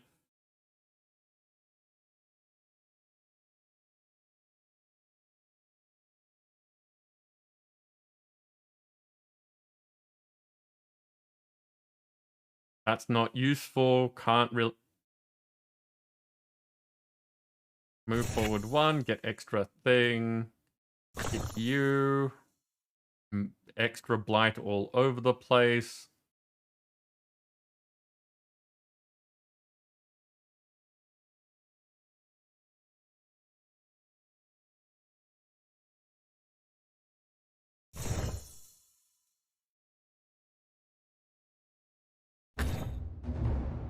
There we go.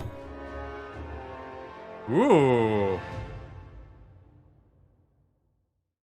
I conquered the area.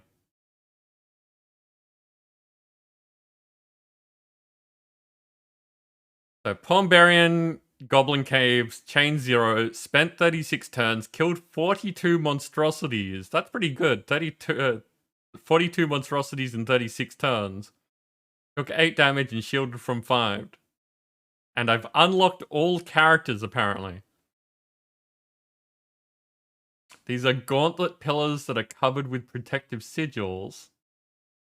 The gauntlet gate, deeper parts of the dungeon are sealed off with ancient magic. Nothing but death awaits you there, but maybe you're into that kind of thing. It's immune while there are other enemies, and there are exit portals.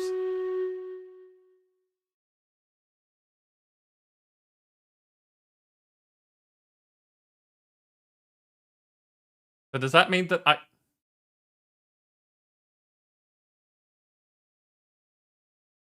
I think we're going to just take the win rather than destroying the gauntlets. I mean, the pillars.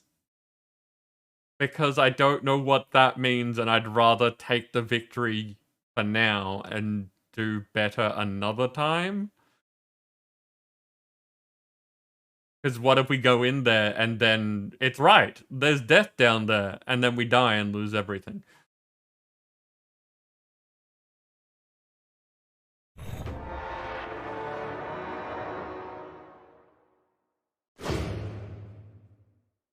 There we go. But it is battle time.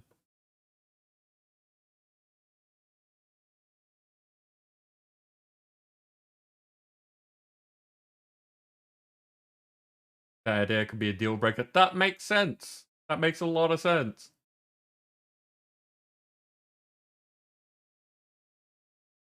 I don't know what a DDT is, but it has DD in it, so, you know.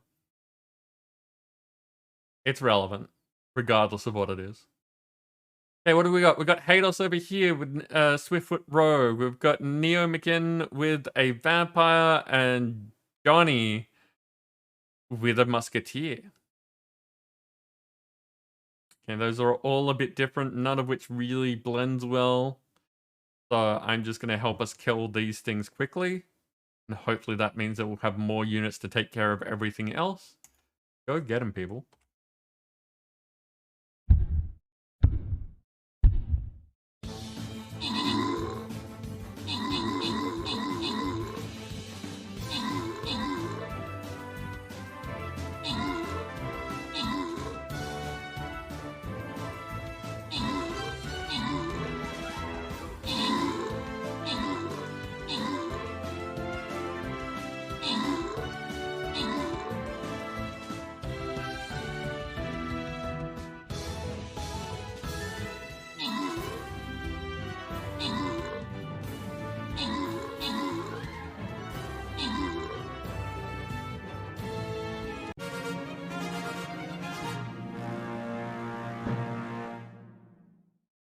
Ooh, that's a new name. Polar Alto takes out top spot with Hados assisting. There were no epics. Random winners go to Wolf getting money and Hados getting money. Also, we finally did it. We got through A level today.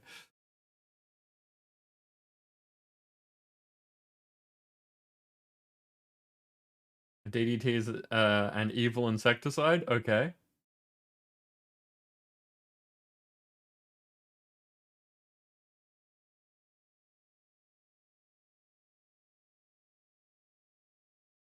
Okay. Yep, there's another problem.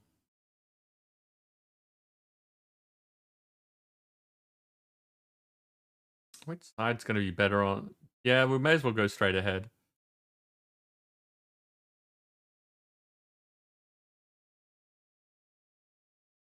But generally, you don't want to place in here because you won't be moving.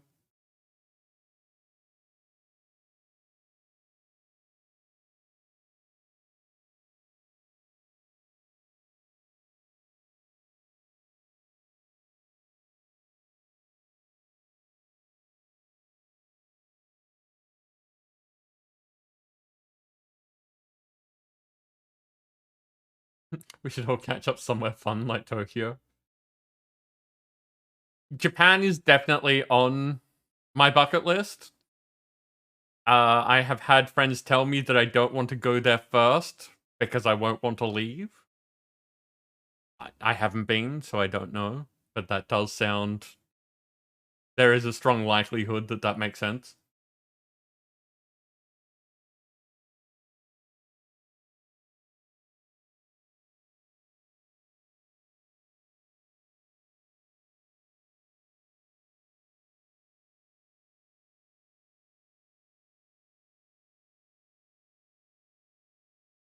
Sydney has been... Well... Sydney and Tokyo are definitely places that have been listed as like some of the most expensive places in the world. So yeah.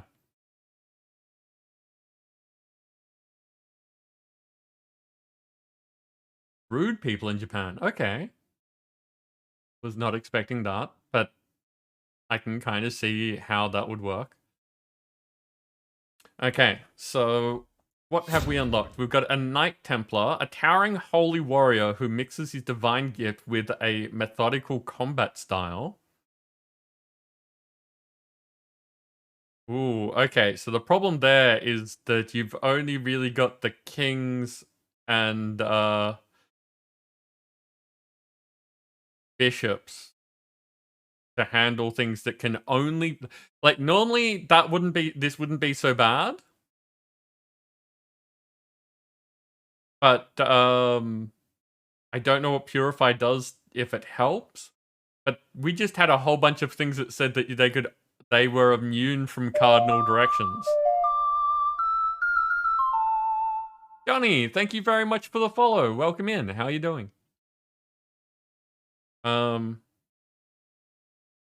I mean, immune from cardinal directions is still fine because of the amount of knights, because you're not next to them when you're using them. But then again, we also had things that were immune unless you were next to them, so that's tricky.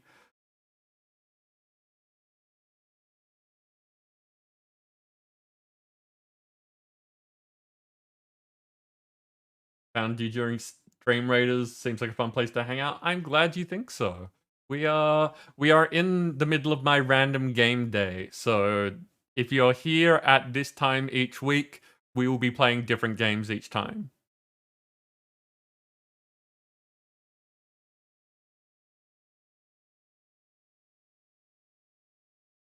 Close to posting a rant today in the Vent Discord over what happened in the last week.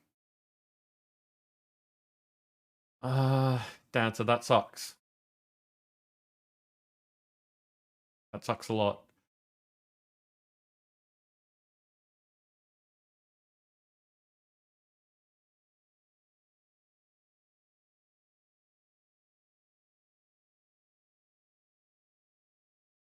Oh. OD, that's weird behavior. I wonder why that was. Okay, so we have no idea what Purify is. We're probably going to try this one, but no idea what Purify is. Trigger cantrip whenever 2 knights are played on the same turn. Okay, so if you play 2 knights, you'll get an extra action. Interesting. Shogun. Oh, that's nice and strange.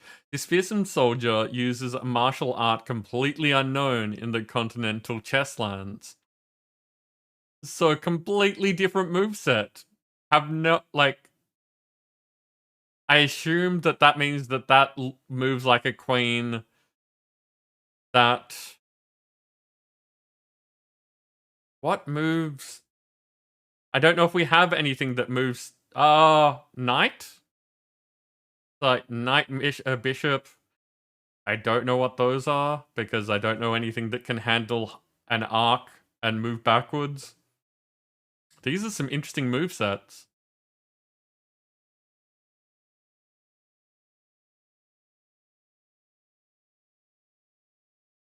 Yeah, no, Dark Wolf. Very, like... I imagine that you are correct in that this relates to a different game, but I'm wondering if, like, with this explanation, how certain things work.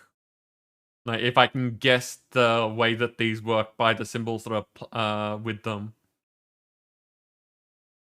Promote a card the first time you move each turn. That's pretty huge. You can use a drag and drop action which charges whenever you kill an enemy with a normal move. Okay.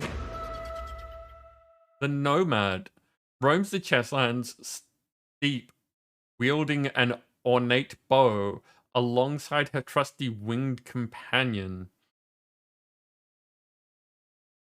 So we have a completely new piece that we don't know how it works. All attacks that directly target an enemy are ranged. Interesting. Cappy Zerker. An awe-inspiring primal strength? Check. A penchant for eating weird stuff? You bet. Can't buy cantrip.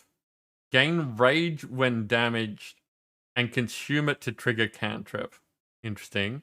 Every third piece of gold loot is a crystal instead, so you get lots of health with this one. Also, that looks like a different piece as well. Maybe a bear? Not sure. Mystic. Friendly spirits let her whirl through the battlefield unscathed despite wearing no armor. Okay, so I'm guessing those are spirit pieces. can't buy shield, but can buy purify. The first move on each turn leaves behind a ward. Don't know what a ward is. Okay. Okay. I'll give you a second in case anyone really wants me to play something. Otherwise, I'll just go with the next one and we will try a new level as well. Right. There is a chance that people have seen something that sounds really interesting to them, and I like giving you all a chance to, you know, participate. Samurai? Sure. The Shogun.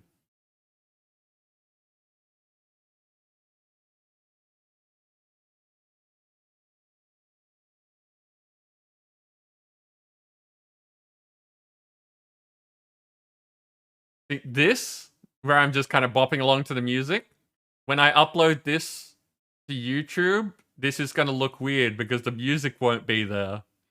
But me sitting here bopping along will be.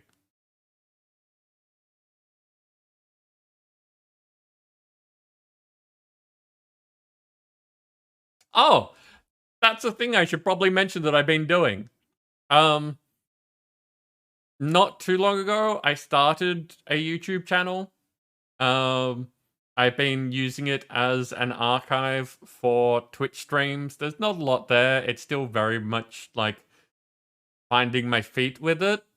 So at the moment, it's basically just there for in the long term when things disappear off Twitch, they will still be available in case people like a year later want to come back and look at something, or if, you know, they just don't like this platform for whatever reason. It's a thing. I haven't really been advertising it because I've just been kind of figuring things out. But it exists, and will have more things that I will be talking about, like actually promoting when they exist. Also, if you are watching this later on YouTube, hi.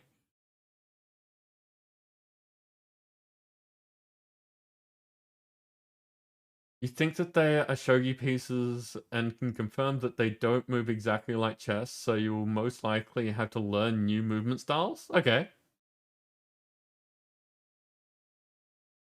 The U-tubby. Okay. Well, let's give it a go. This will be interesting. I think all of the different classes will be interesting. But let's give it a try. Now, it's saying unconquered again, so I guess that's a setting for each place.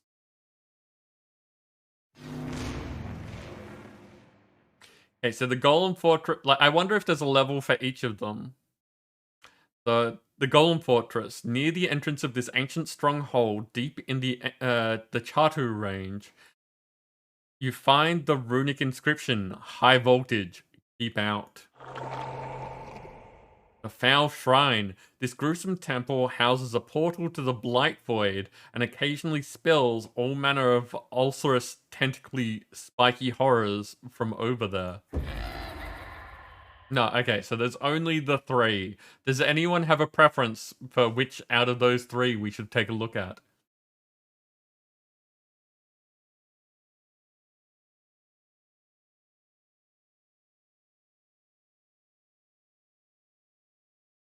The only rude Japanese people you've ever met were in Osaka? Interesting. Johnny, you want Void? Golems? Golems. I did read what you said and said something completely different, so I don't know what's going on there. Let's go.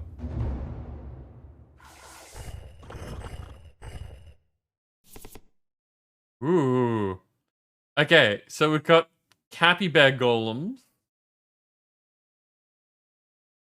Barkwalk moves after a cantrip, so if we cantrip, it will move. So this. Oh, cantrip's better than I thought. It's not just the gain an action, it's gain an action and draw a card. Which I was using, so you'd think that I'd know that, but when I was reading the descriptions, didn't compute. Pure Golem, possibly originally used as a safe container for Blight, is inevitably got corrupted. Moves twice when moving, leaves blight. Yep, hate that. Spark, blight, blast. Lights all adjacent squares after a cantrip. So yes, we want to get rid of this. So these look exactly like what they say. So if I do this right, there we go, I win. Amazing.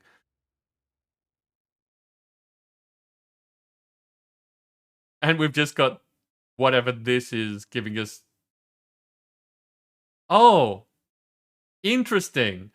So the arrows on the card mean that you can move as much in that direction as you like, whereas the lines without an arrow is one space in that direction. Cool.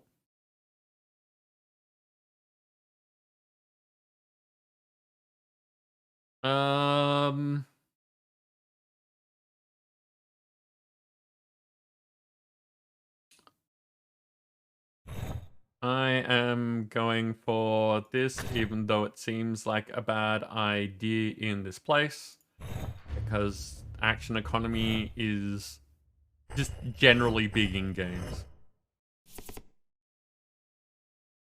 So, looks like one of the children's toy popular throughout the chesslands, just more murderous. Nice.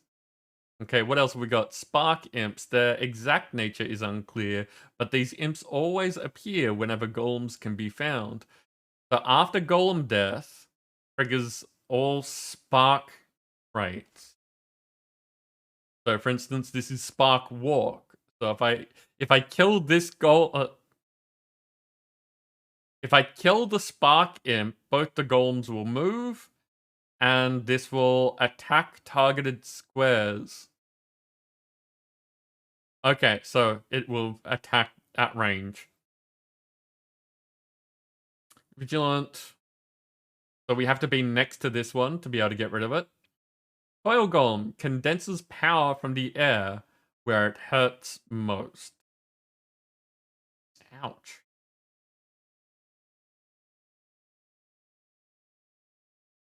Where it hurts most.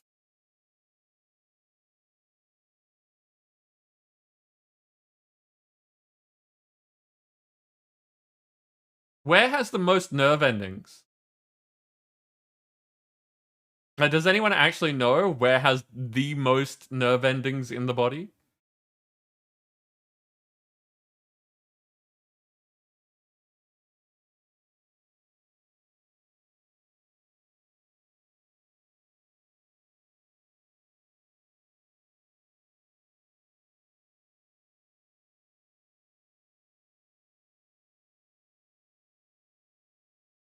Error? That's certainly an opinion.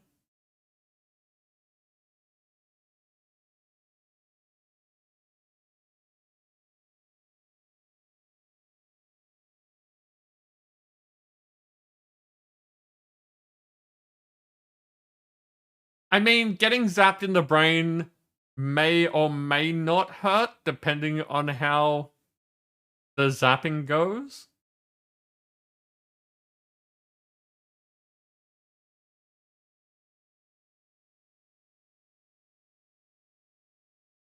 Okay.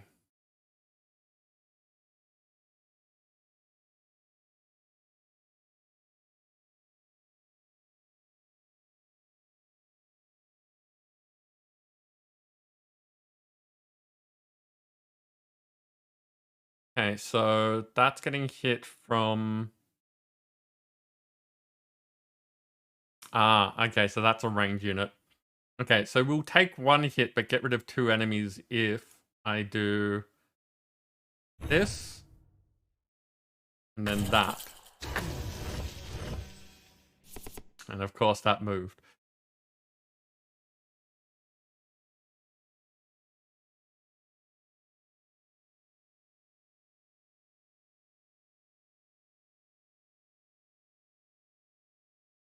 Oh, drag and drop. What is this? I've just been ignoring it.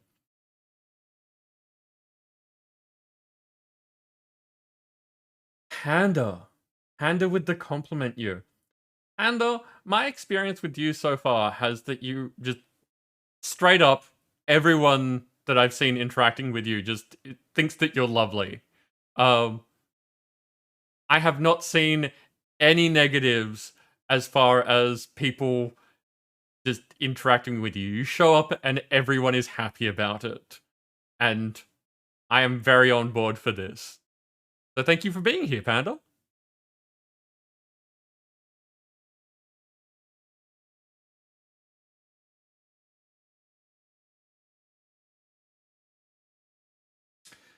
Get this exact name of it. There's an image of a human scaled by where the most nerves are in the body. Oh, okay. Fingers. Oh, it's gonna shock us in the fingies. That's not nice. I don't like that.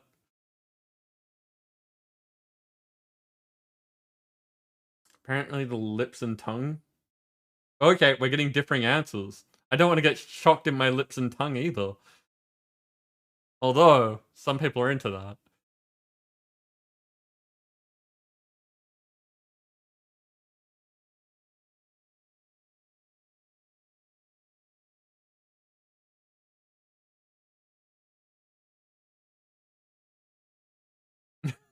You are hoping for genitals, Tara.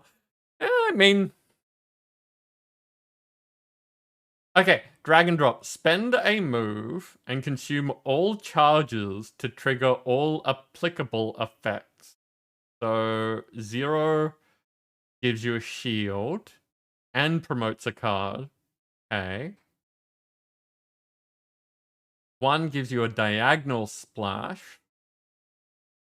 2 gives a cardinal splash. 3 is a cantrip. 4 is a shield for each charge over 3. Okay.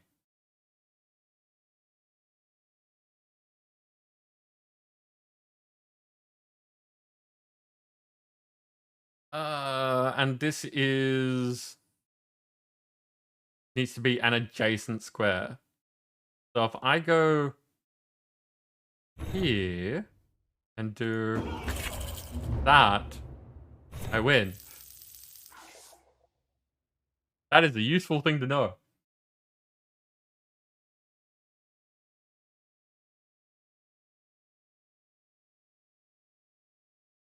Panda, I am glad that I could, you know, improve your day. And yeah, is honest. Is my experience like every time I see you show up somewhere, people are happy to see you show up. So hey.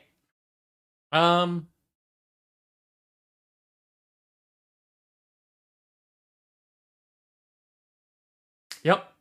Dancer, I can see that. I do not like pain in any of those areas. I don't like pain to begin with, but those are uncomfortable places. How am I doing? I'm doing well. I'm enjoying this game. This stream is going well. I'm enjoying the conversation that we're having, and this game is a good backdrop for it because I can play at my own pace. It's interesting. But at the same time, it lets me focus on it as much as I want to and stop and then focus on chat as much as I want to, and we're talking about interesting things. So yeah, it's going well.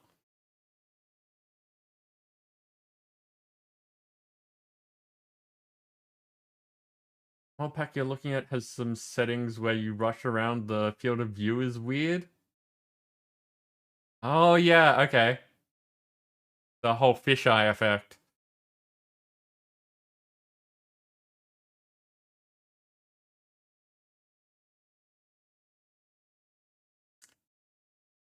Dark Wolf, that's interesting because it doesn't surprise me, but a lot of medicine tends to be was it phallocentric? Focuses on guys and their anatomy. I know there's a good word for it, but I'm not sure that I would use the good word for it. Okay, so no action economy with these ones. Let's take their health then.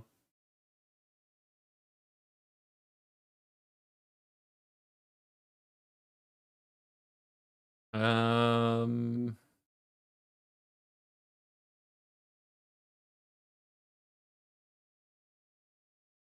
I'm gonna go with this because having the ability to move in any direction and then cause damage seems like a handy thing.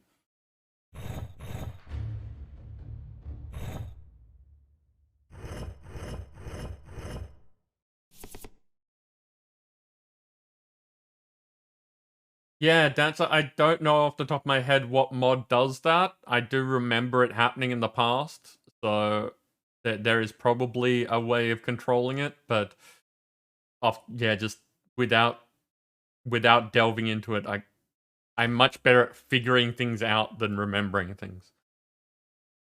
So I hope you can figure something out.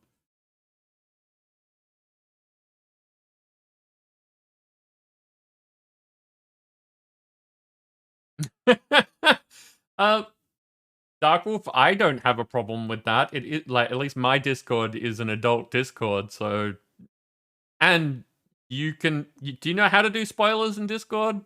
It's not hard.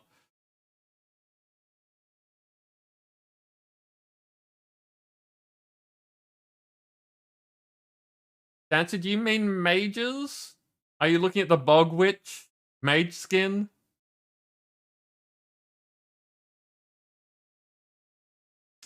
Okay, so we've got another Spark Imp, we've got some goblins, and a Goblin Zapper. That's new.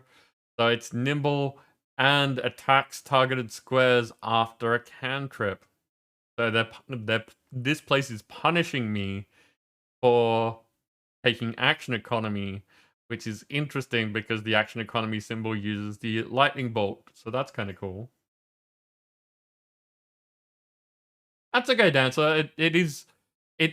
I've said since the start that it's kind of confusing that skins change the name of units and upgrades change the names of units. So if you have an upgraded unit with a skin, I think it tells you what the upgraded name is rather than what the skin is.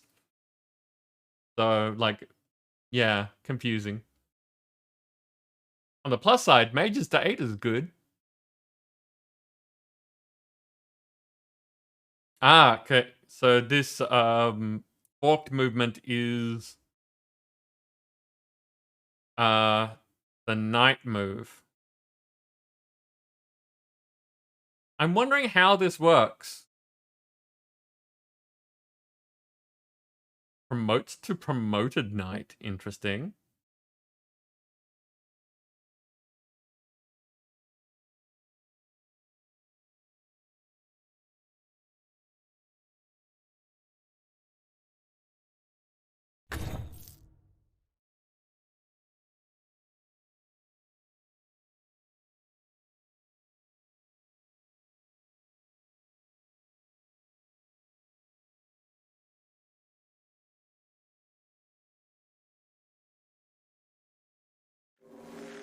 So, yep, that's going to go off. So that's okay. If I hit there, I'm out of the range of that.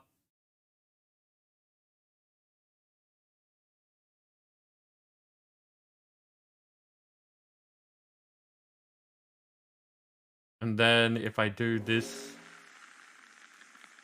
move here, I'm in range to do that. What? Oh, it's a champion. Okay, need to pay attention to that.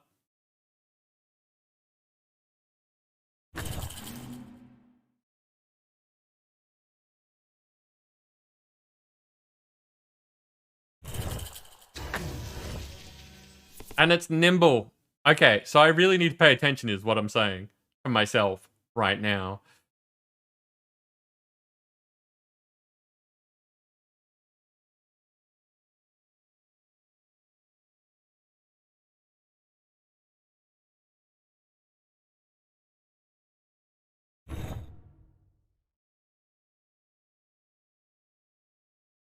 Okay, that's not super helpful.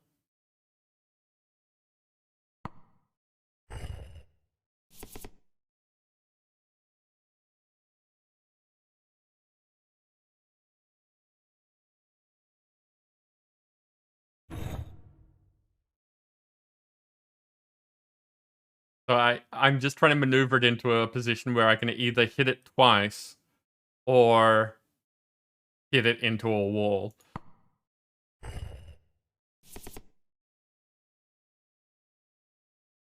Like this. So if I hit it there, then the second move is a hit. Oh.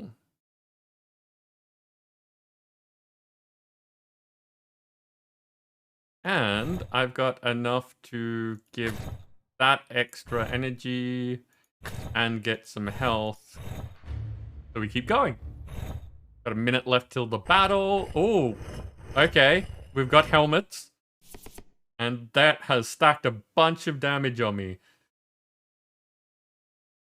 Guard Golem, forever patrolling the halls of the fortress. Immune while the hero is on any of the cardinal adjacent squares.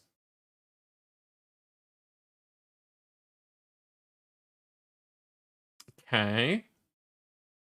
Bark Aegis gains immune until next turn after a cantrip. Oof. Okay. You, Night Golem. Do your best to avoid the relentless whir of its sword arms. Gains immune until next turn after a cantrip, yep, and attacks targeted squares after a cantrip. Okay. So after you use a cantrip, don't be near it. And you can't hurt it. So if you're going to use a cantrip, hopefully destroy one of those guys. Battle time.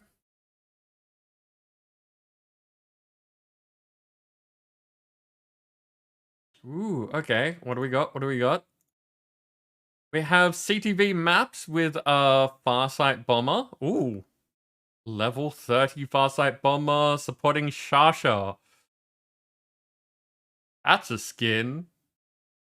That looks like Oogie Boogie, but like golden Oogie Boogie.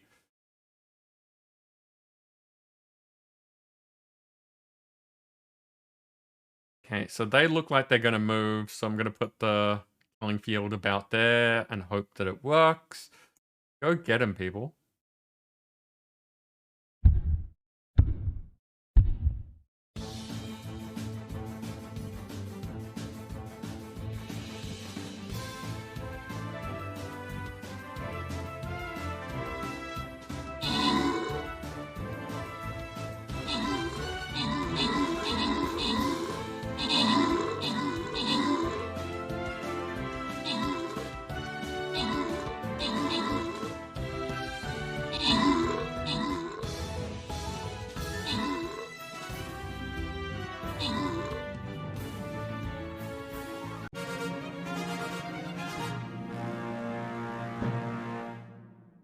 Well done.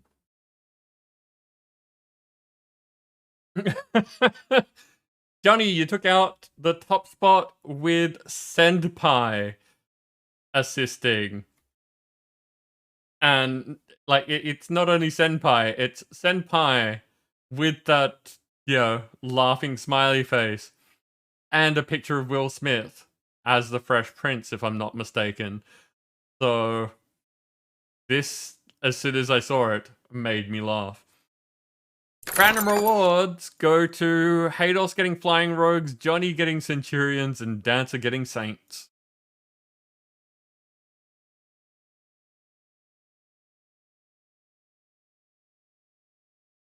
Okay. So, this one should be fine. I think the one after this will probably be the last one of the night.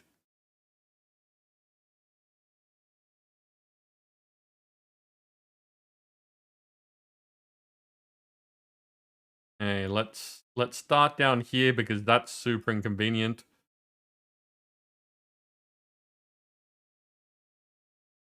This isn't really a great place to place either. Oh, someone's on the ball.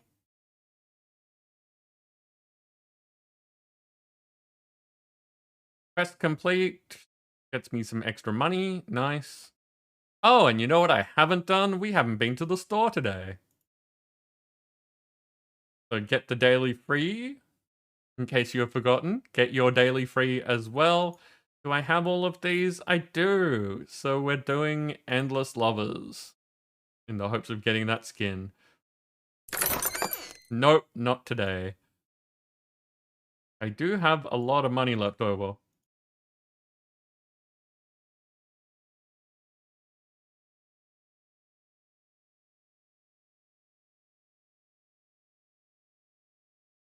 Three more event tokens for a Necromancer? Nice.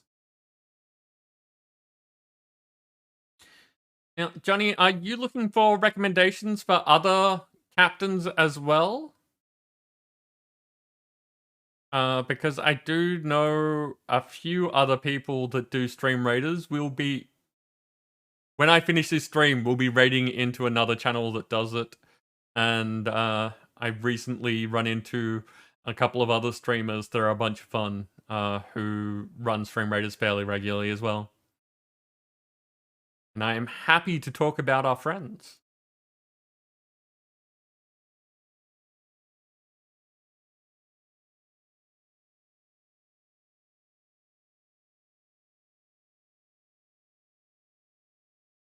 Fair enough. Fair enough. Which means that Dark Wolf probably not your stream, but the other ones stream at different times. I spent most of the day doing stream raiders. It is just after about 6:20 p.m. here, so the rest of my day has been doing stream raiders because of these other people. Okay, so you can't be hurt from a cardinally adjacent place.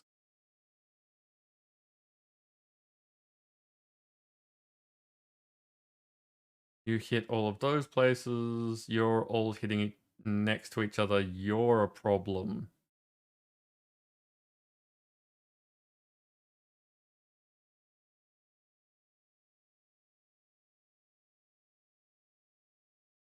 So if I get rid of the Spark Imp, I'm gonna get hit by the Coil Golem. That's a thing that's gonna happen.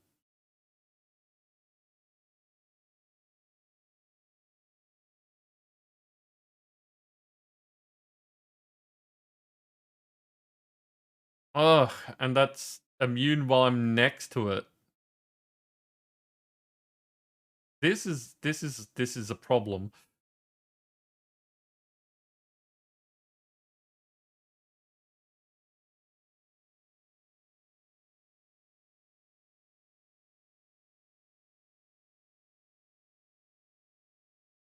This promotes into a Dragon King.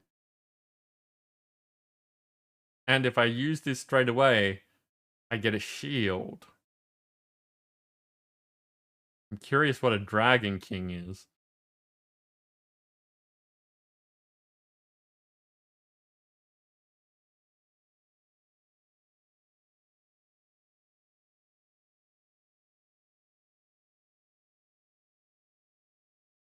Dancer, I can never remember if naps are okay for you or not. I'm generally in favor of getting more sleep, but if it's going to ruin your day, like if you're going to go to sleep now and then not be able to sleep afterwards, that's kind of shitty.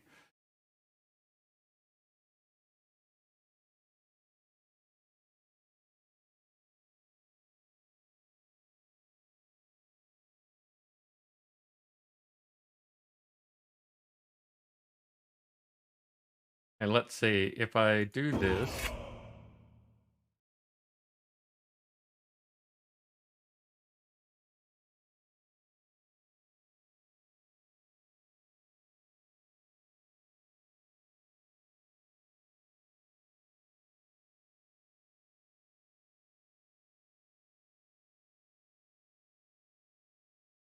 Okay, so that's what that upgrades to. Interesting.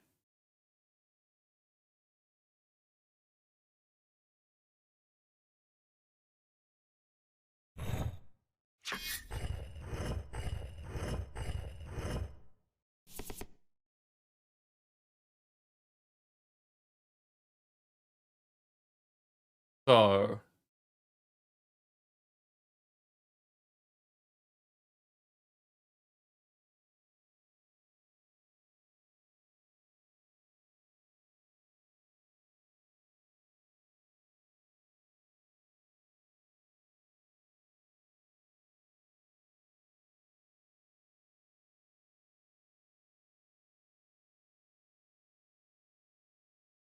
okay, so if I do this,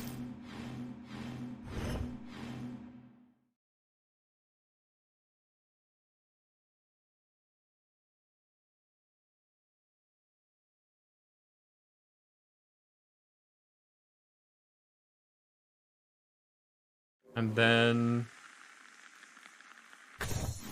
hit that. Ow. Yeah, that wasn't a great move of me.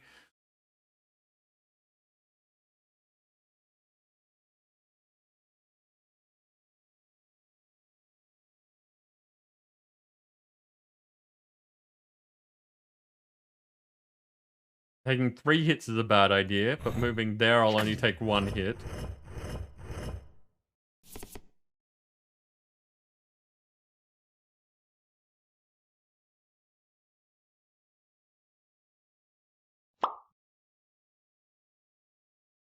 That was a noise. I think that was sorry, I think that was a Dixper noise. 1 error. Internet connection lost.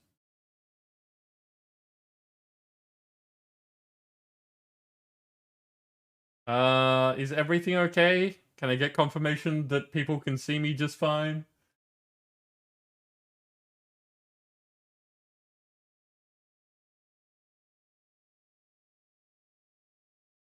It looks like the stream is fine. Okay. Just Dixper being a bit troublesome, that's fine. Okay.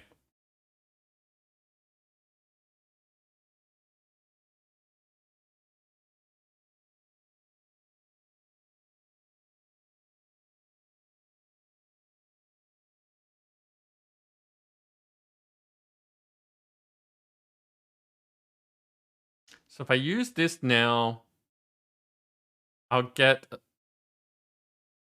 both of these gone.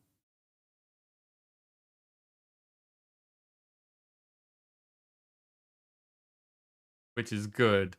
But this will be immune and that'll be immune. Which is not good.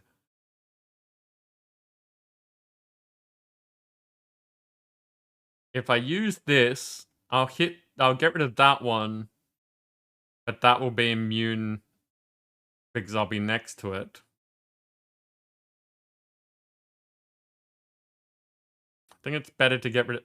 Oh, what's 3? That 3 is a cantrip, which is part of the problem. At the moment. Yeah, that makes my life a lot simpler.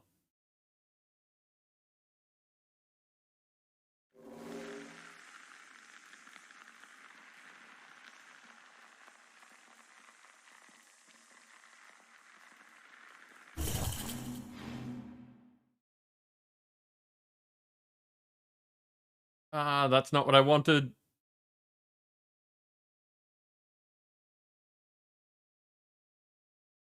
Wait. Well, not adjacent. I could have just taken care of that one. Okay.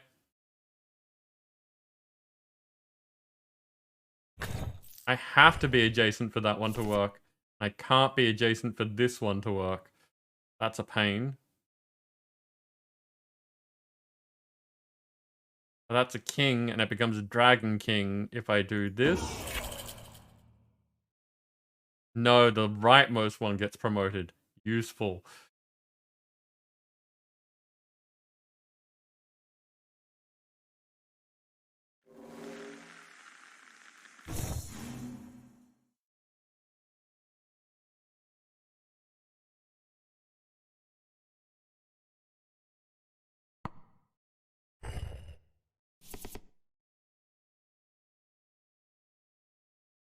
Okay, so this one's just going to be a pain, is what I'm saying.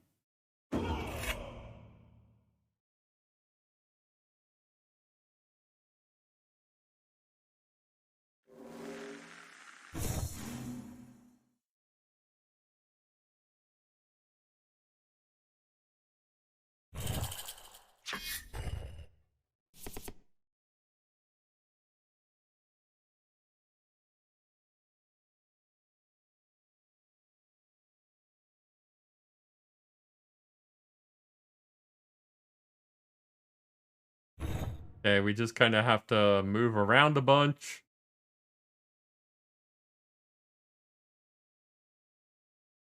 Oh, okay, I forgot. It promotes one at the end, like after your first action.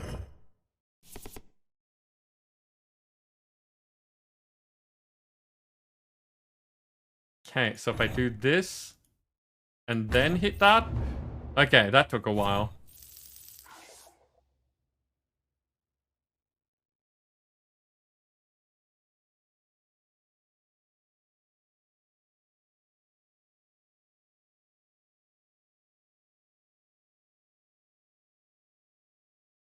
Okay, so just straight up damaging things seems to be like a good plan right now. Rather than having extra moves. I'm gonna take these two.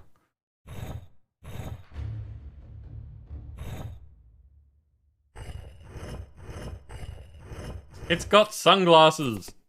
Got evil genius sunglasses on. Goblin Tinkerer possesses impressive understanding of the ancient contraptions of the fortress.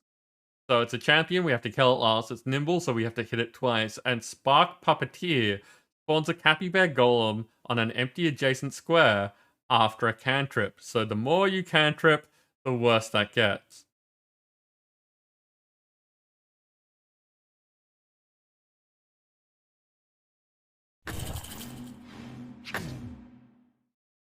Yep. I figured that that was going to happen, but...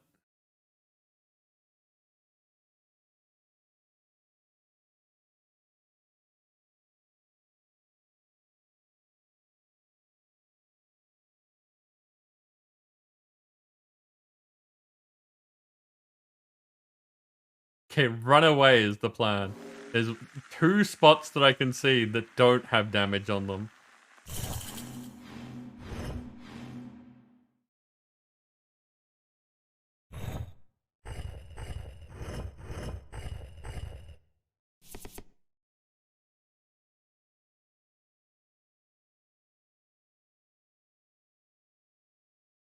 That's just going to keep spawning more things if I keep hitting it, keep action surging.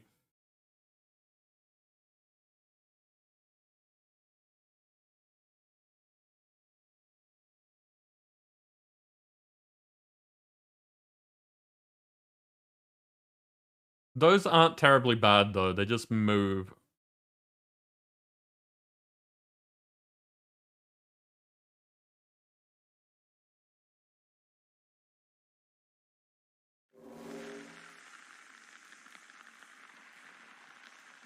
Yeah, that's not worthwhile.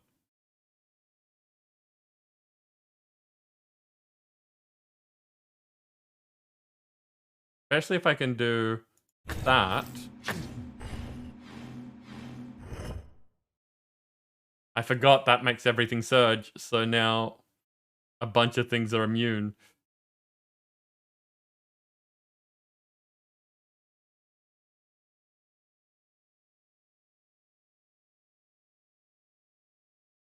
And if I do that, then they'll cantrip.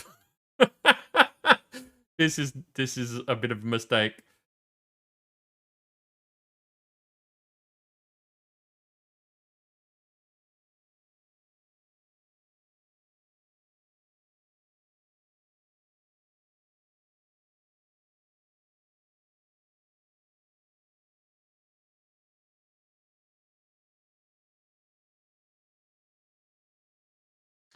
Does this do... It just makes more of those things. So if I move there, the only thing that's hitting me is those 3, and if I hit that, they'll die first. But To move there, I have to use my turn and it'll end. So I'm probably better off taking the one hit here.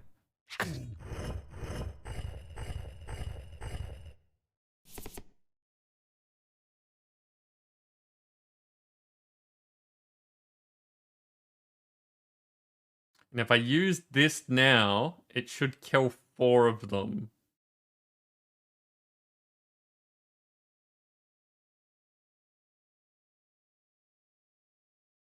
But if I do that, it'll kill 2 things.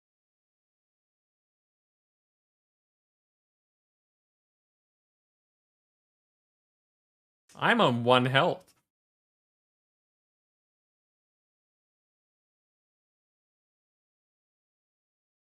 You need naps? No worries, Dancer. Get good sleep. We will see you when we see you.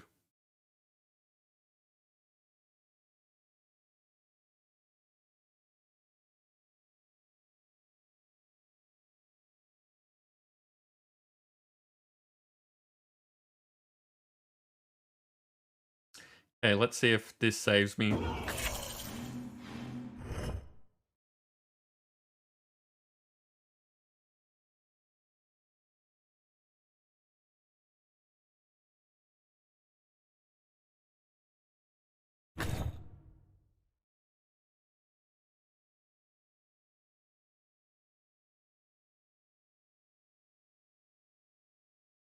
I'm in an okay place.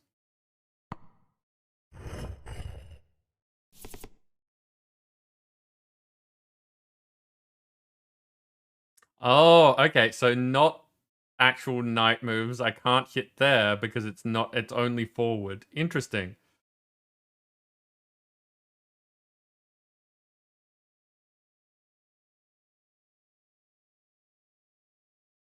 But if I go there and hit this,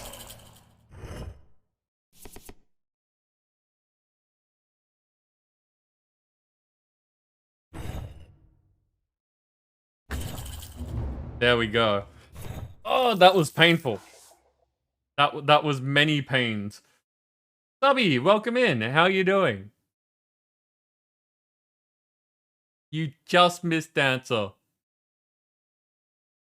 Knowing you, you'll probably hear for a while. But you just missed Dancer.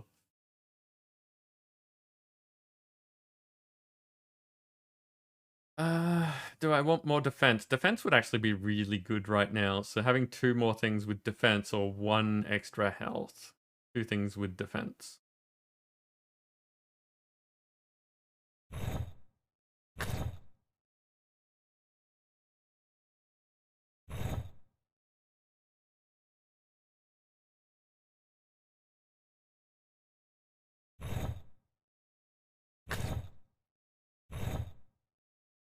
You're having dinner? Did you have good food? I'm probably gonna lose on this floor. Let's be honest. Look at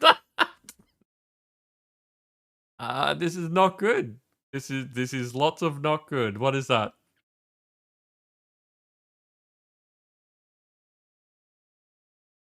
So it leaves blight.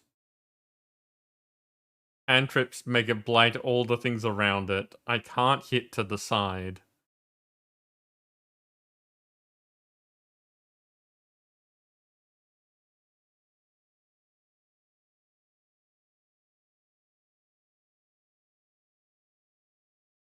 That's gonna hit there, which includes me.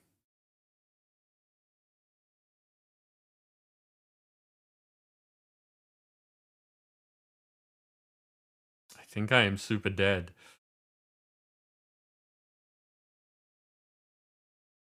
This hand means that I think I am super dead. Still, let's get rid of at least 1.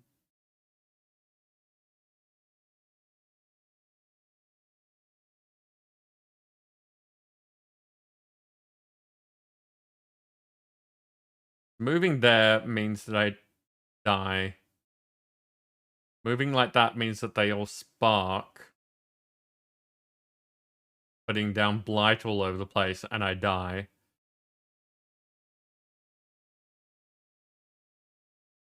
No, I think that's it. This will give me 1 shield and take out 2 of them, so maybe I'll survive? Nah, there we go.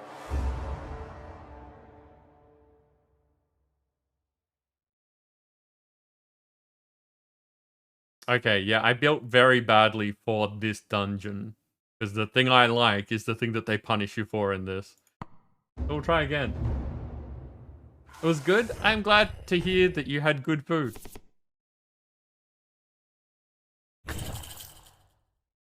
That's better. That's a good start.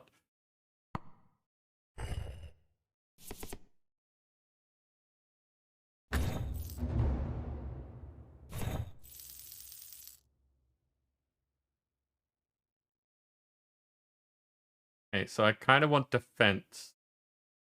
But I want life more.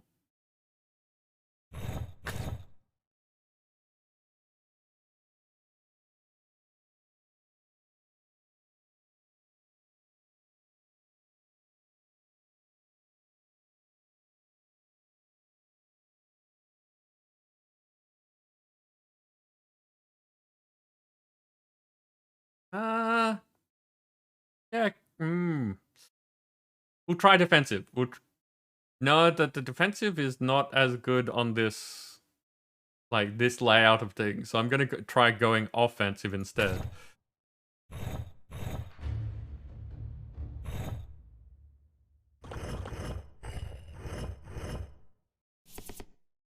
So, Subby, would you like an explanation, or is it easy enough to pick up how this game works and what's going on here?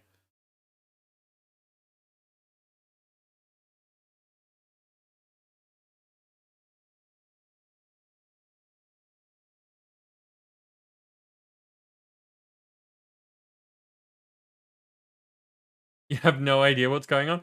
Okay, so the basic idea is that it's a game that is structured in a similar fashion to chess, but you are a hero unit instead of a specific piece.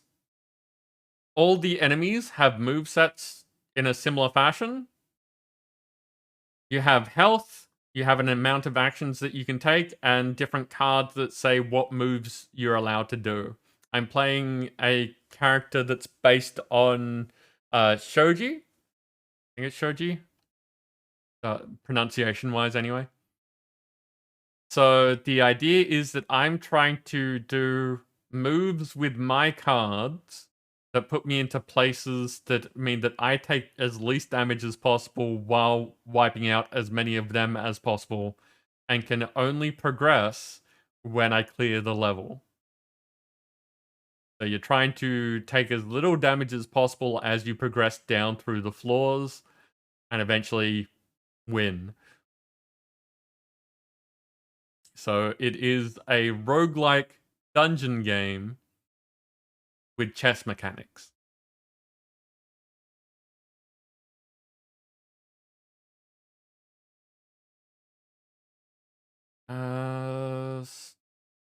That's going to hit me after that, but that's okay.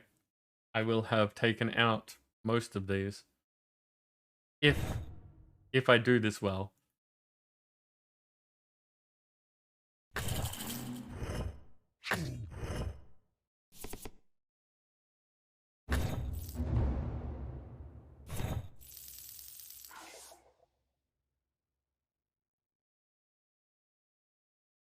Hey.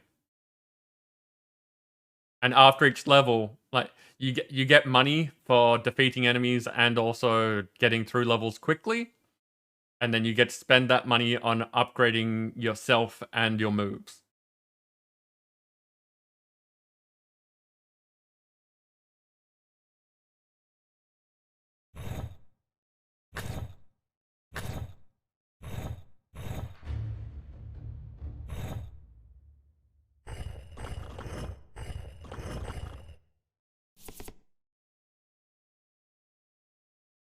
Okay, that's super awkward.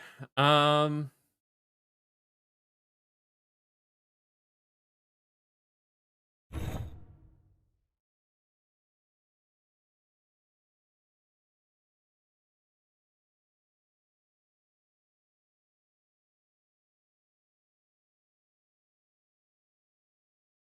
thought that that worked very differently. Okay. Oh, no, I was planning on using that as it was a thing. Okay, so...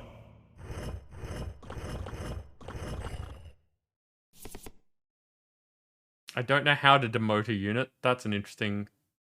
That's a thing that I should probably learn how to do.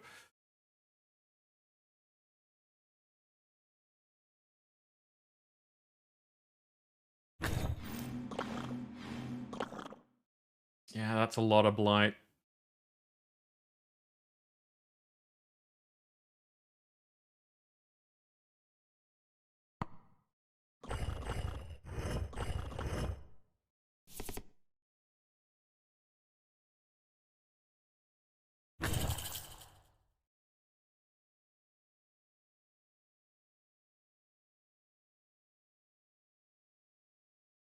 Ooh, okay.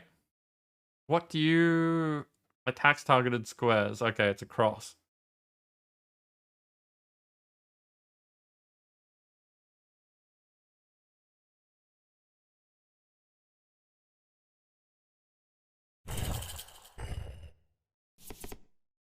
Blight makes it so that you take damage if you end your turn on that square for each point of blight that's on it. So that's why that one has 2 blight. It does 2 damage.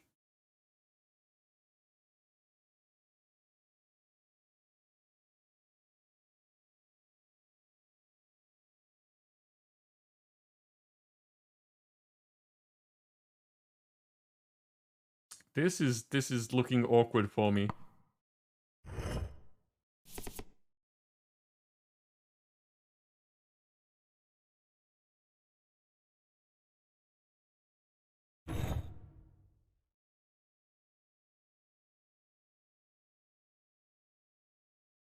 Because I've made it so that the center of the board is a mess.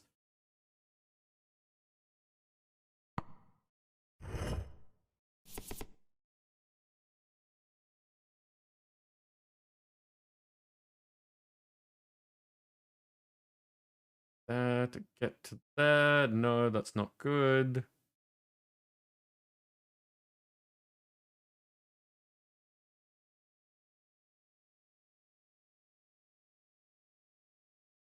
If I step there, that hits that.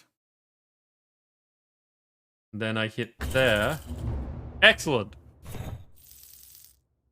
I'm glad that that panned out.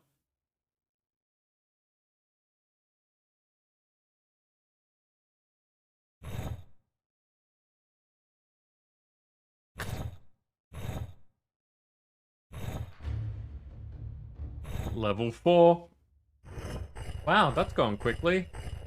Almost battle time again. Cat has just kind of gone all quiet. We had all these fun conversations going, and then everyone's disappeared.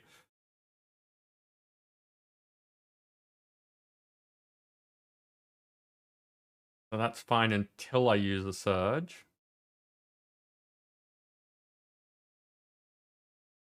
So if I hit there, that'll take care of those 2.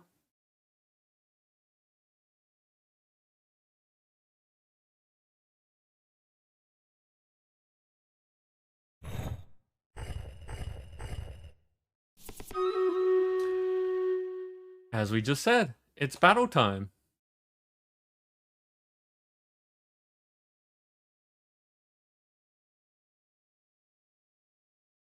It's funny how discussions work on here.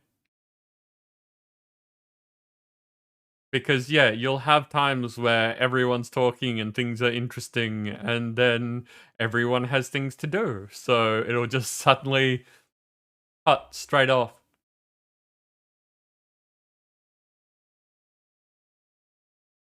Okay, what do we got? We've got an ancient archer from I Am Dingwall.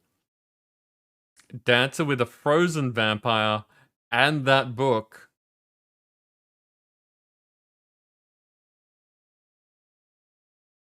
And I think that this is most of what's going on, so I'm going to throw down the high ground here so all of these range units can do what they do.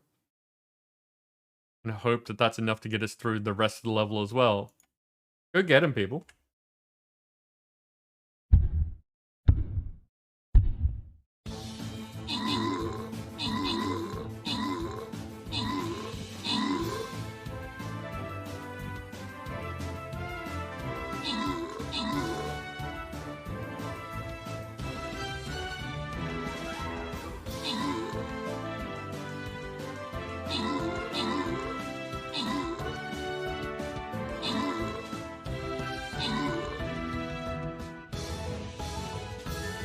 Okay, we're probably going to have some evolution happening here soon. Or, as they call it, buck-elution.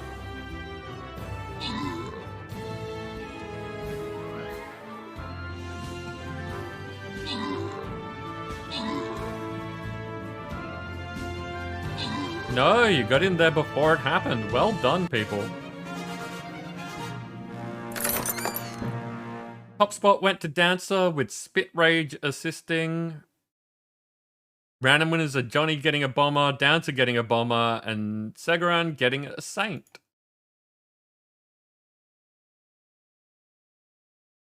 Okay, so we have just enough time to do this one. So you want to get it out of the way in one go, otherwise it'll have to wait until the next stream.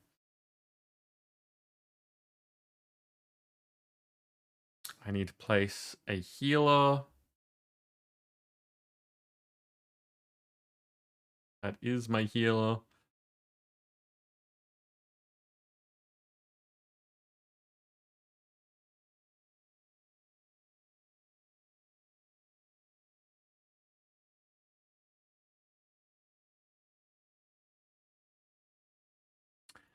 I liked it much more when I could just say place these units because we only had one type of enemy to fight. But I'll leave it up to everyone to know what they're doing in the hopes that they want that chest.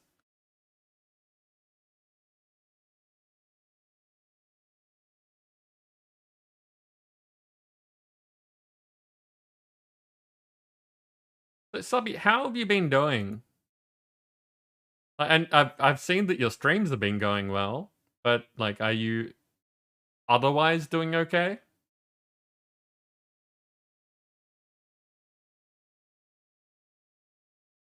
Are you handling the weather changing?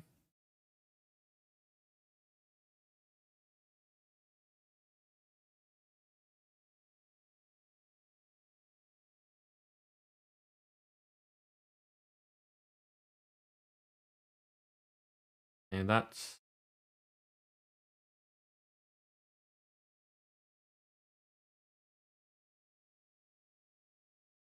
ardently adjacent.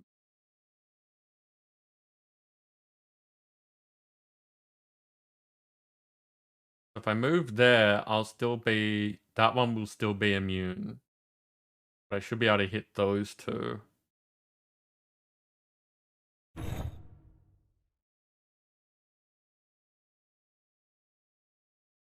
And this will give me a shield.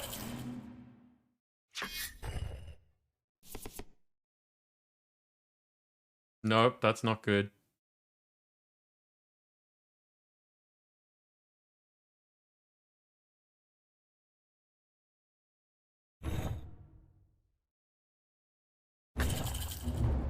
There we go.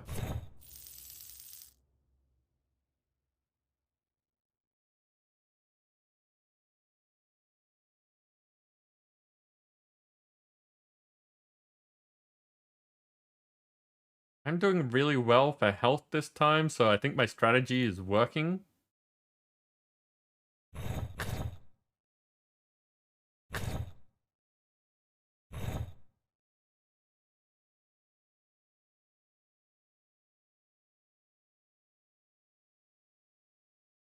Oh, do I save the money for the next floor to take more damage? I think so. Let's just try and load up on the last level.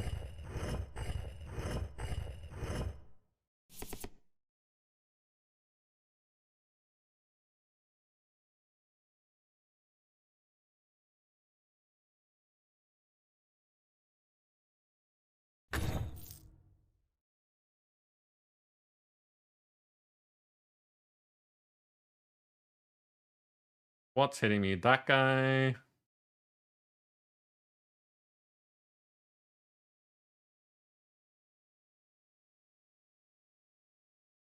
So that's going to trigger all the spark traits. I kind of want to... That moves, ooh, which will mean it will hit me.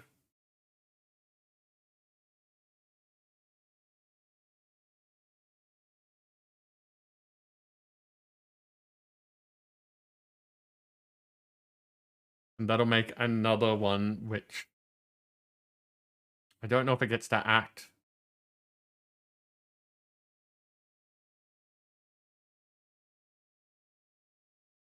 Or I can take the one hit and get rid of that. But then that triggers everything. No, let's...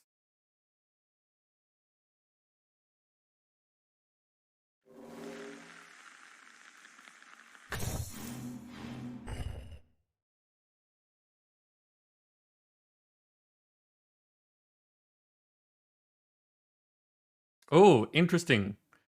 So, if I do this, it should take out the two things and give me a shield. So I still lost 1 health, but still, we got rid of a bunch of things.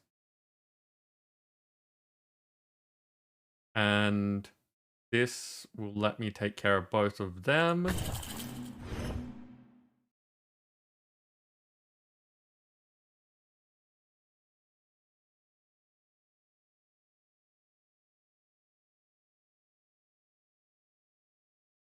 That will take care of that.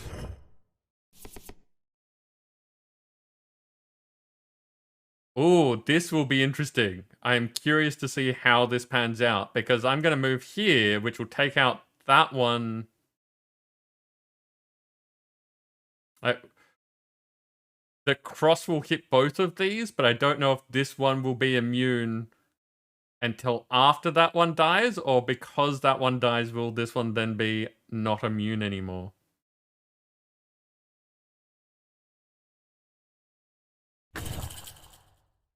Okay, but that should take care of it. No, right.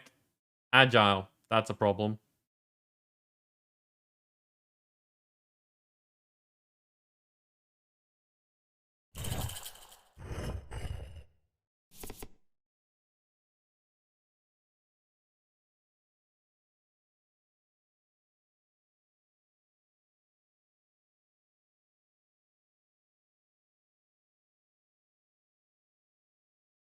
Okay, so we jump over here.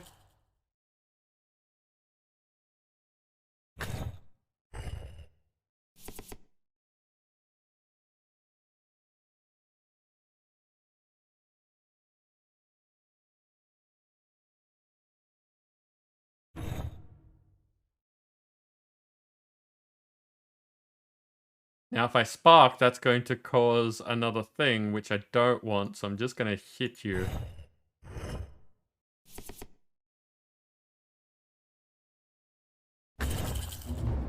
There we go.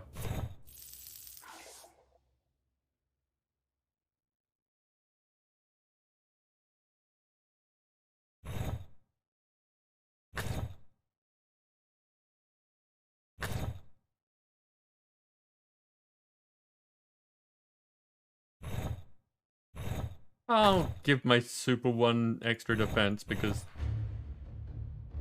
Oh, it's not the last floor. Oops. Oh well.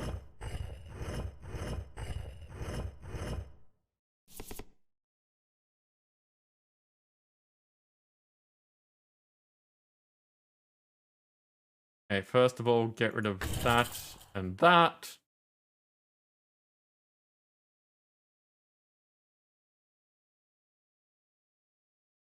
You're a ranged unit, so that's a problem.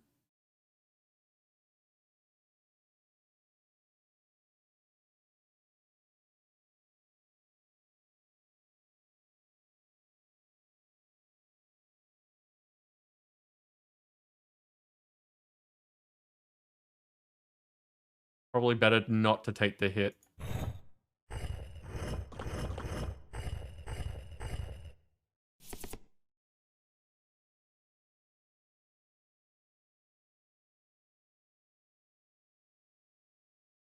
Ooh, that should hit 3 things if I do this.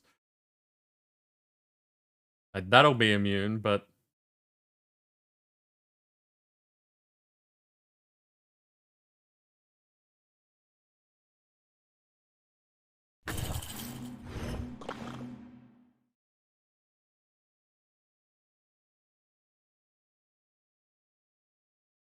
Cantrip's not going to be a good thing.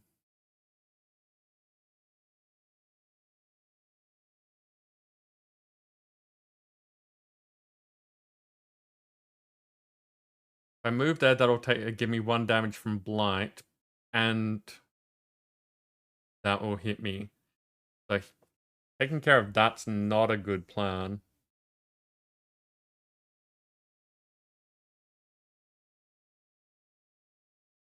I'm getting hit for 2 where I am anyway, and that's not taking out a unit, so that's not a good plan. If I use this, I'll get an extra action, but that will blight everywhere, and that will be immune, but that's kind of how things are anyway.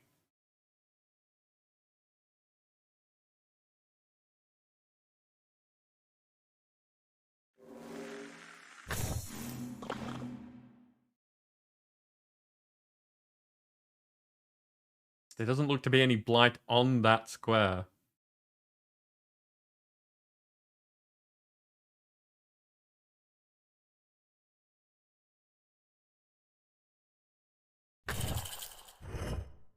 Amazing. Okay.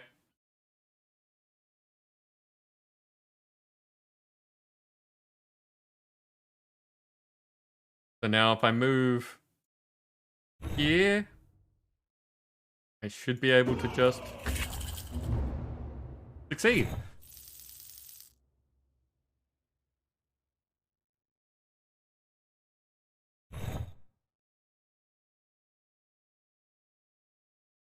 I can take 3 6s with this one. I've got plenty of health, so let's just grab these 3.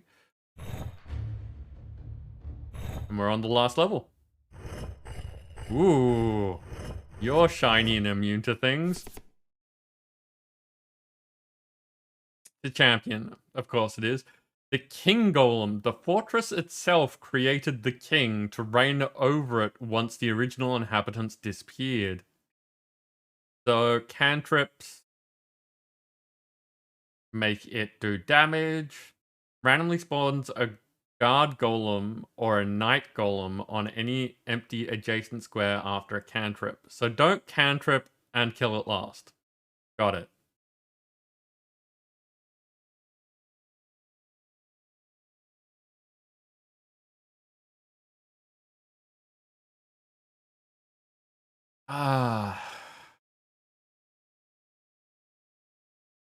What's its action set? It only doesn't hit the cardinal directions. That's a little bit gross.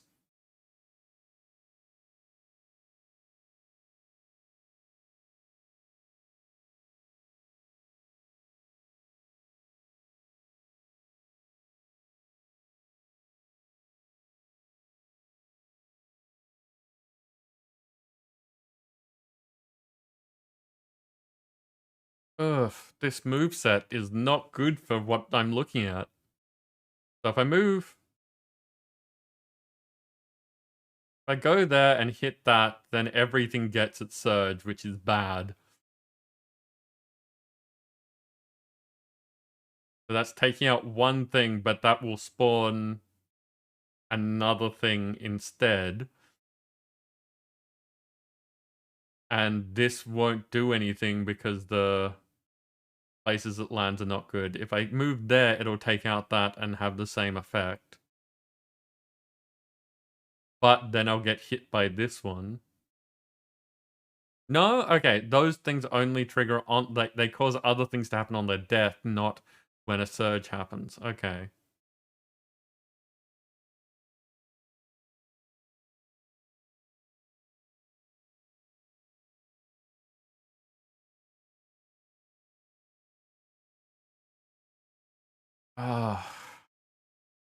That's not going to do me any good. Because you're immune and you're the only thing I can hit.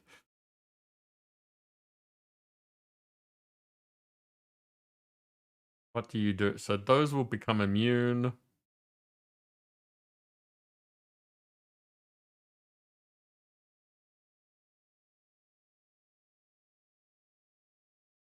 That's nothing. So that's sort of net neutral.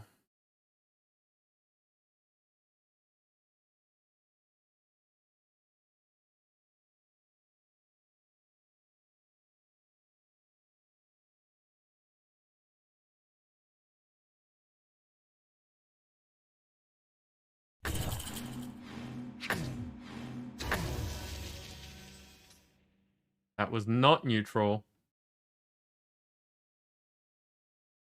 Forgot that those attack. Okay.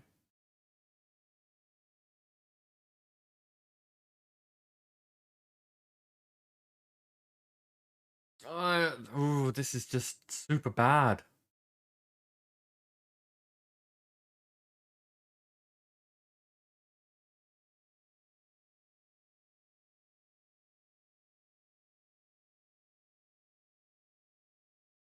If I do this, I'll move there, have no effect on anything. Take another hit.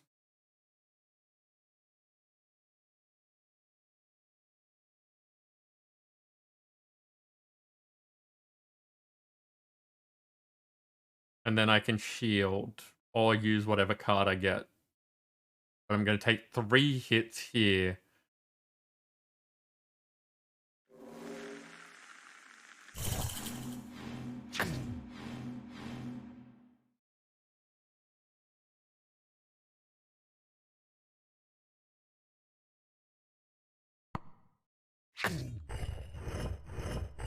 So much bad all in one go. This level is terrible. That is what I want. That can take out 3 of them in one hit. And give me a shield. So...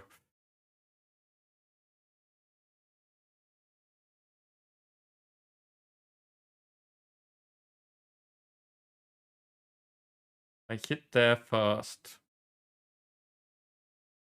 That shouldn't trigger anything.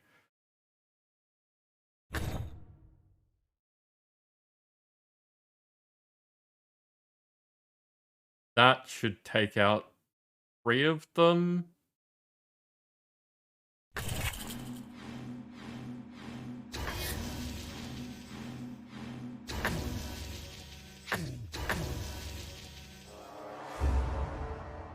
I am not sure what just happened there.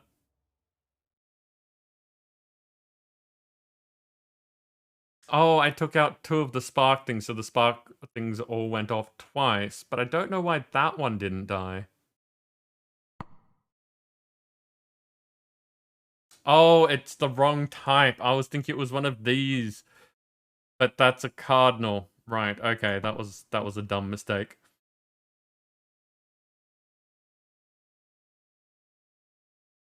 How time do we have? We've got 15 minutes left, so let's...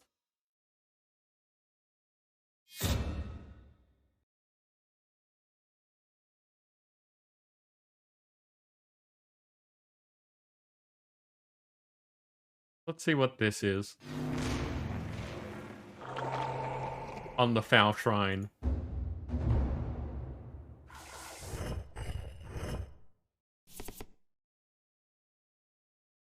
Okay, Void Imp. Hobbies include laughing mischievously. Void Grasp. After death, moves the hero in the direction of the attack. If unable or if triggered multiple times at once, instead deals 1 damage for each Void Grasp. Okay. Demon Golem. The result of some ancient engineer dabbling in several branches of forbidden knowledge at once. So it's immune in the Cardinals, has Void Grasp, and cantrips set it off.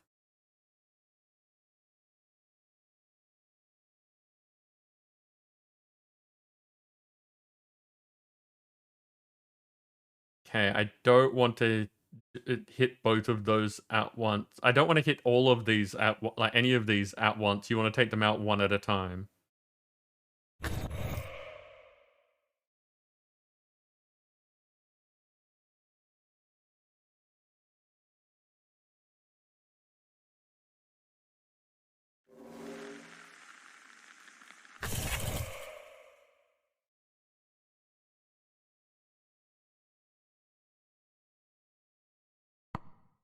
Okay.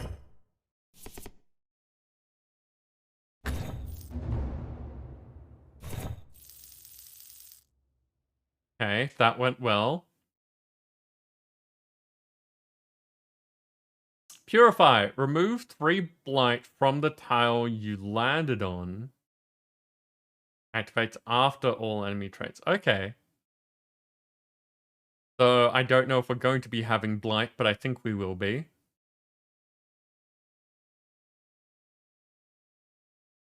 And I kinda need more life.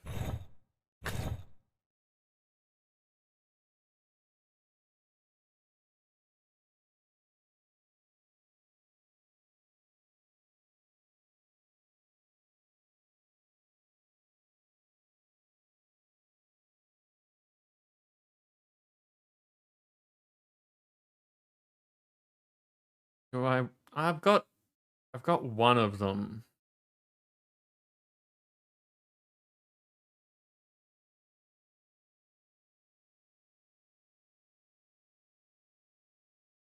Okay, let's go with it.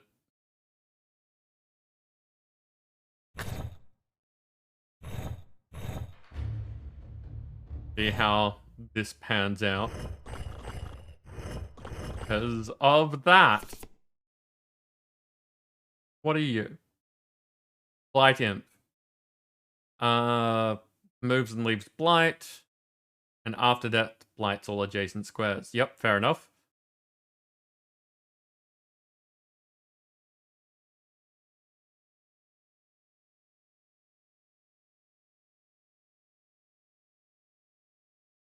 So if I jump there, hit that one, pushes it that way, I can then slide up and hit that as well.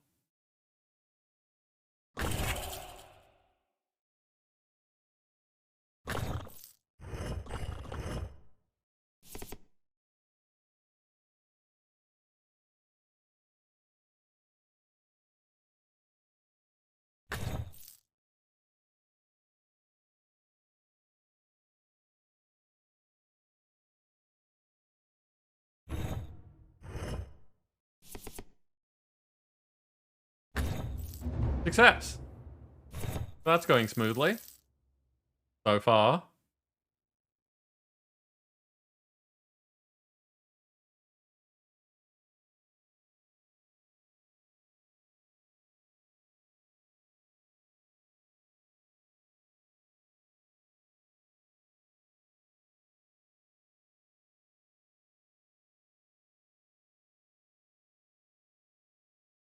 We have a lot of knights.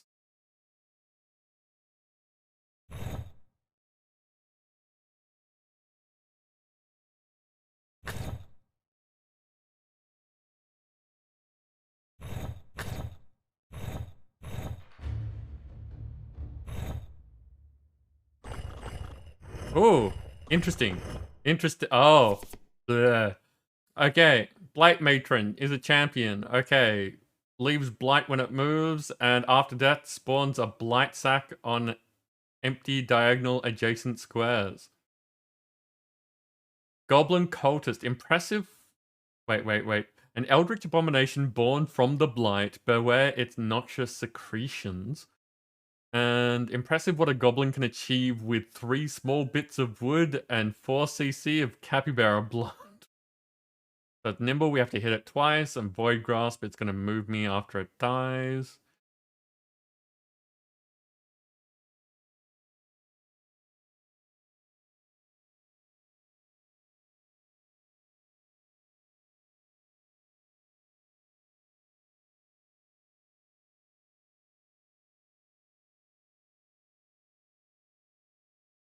Okay, get this out of the way quickly.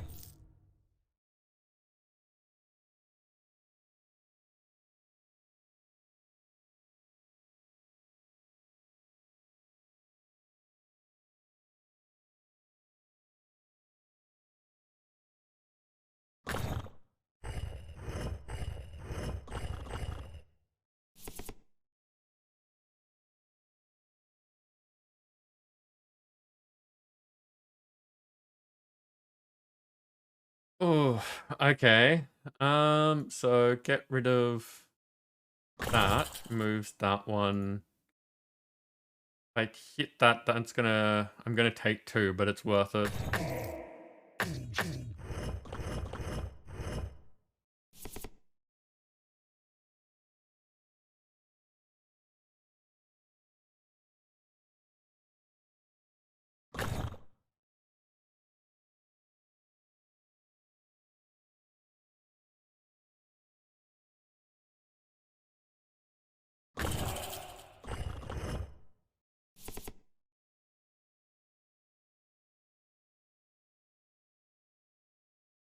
Okay, so on death, this will do something.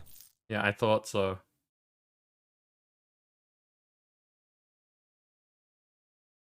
Yeah, I knew that that was probably gonna... I shouldn't have done it, but I did it anyway because I wanted to make sure that it did what I thought it would do. And what it did was screw me. I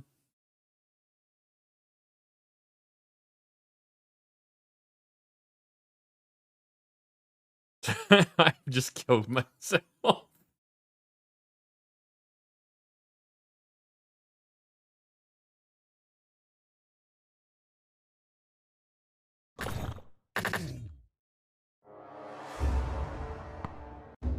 Yeah, I knew it. I just wanted to make sure that that worked the way that I thought it did.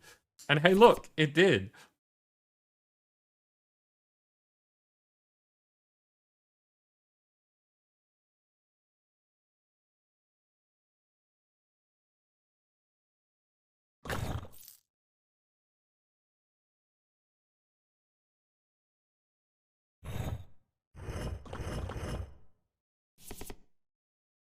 Wait, what does the Knight Templar do again?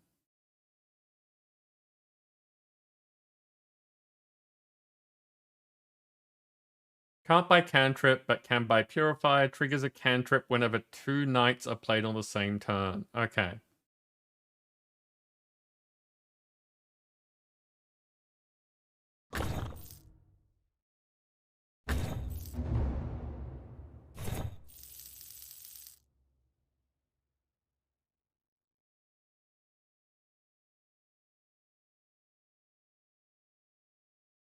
Okay, definitely need more life.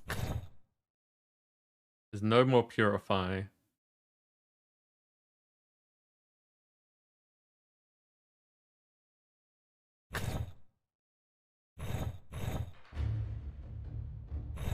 Three minutes left until the battle.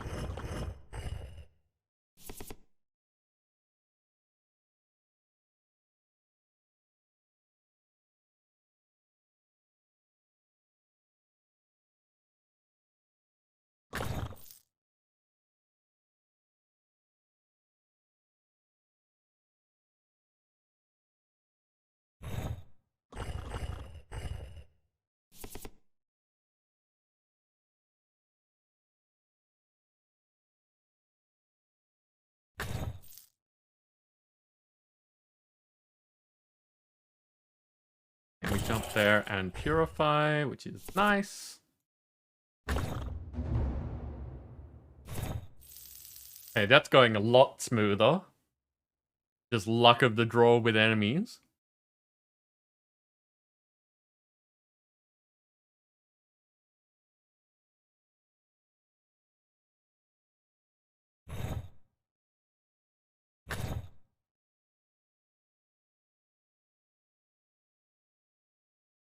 I like spreading out the damage, so I'm gonna give more to the king, just so that I get more units that, like, there's more potential to have the special effect.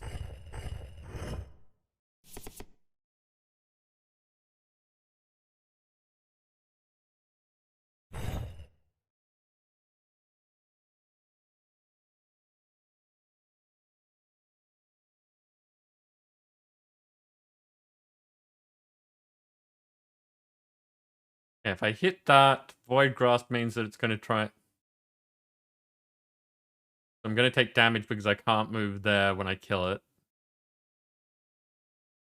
I'm gonna hit that, which means that all the squares are gonna be blighted. Means I'll take damage from that.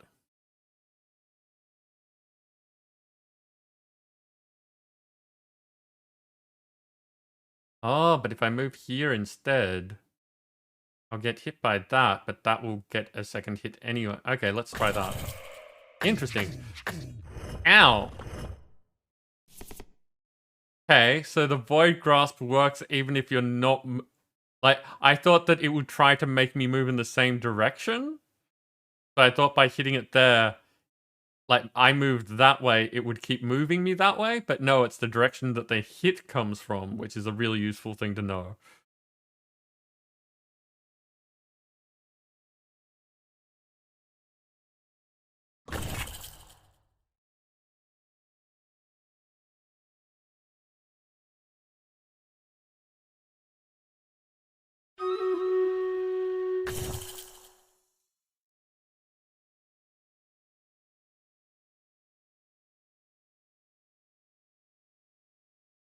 How much blight? There's 2 blight on that. So getting away.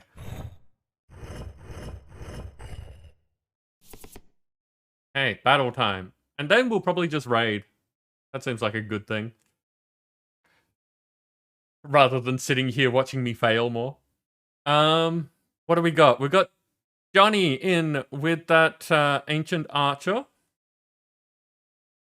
Honestly, with this many units against that many units, I don't think that we're going to be winning this one, but you never know. So I'm going to put down the killing field about there in the hopes that it takes care of those 3 groups.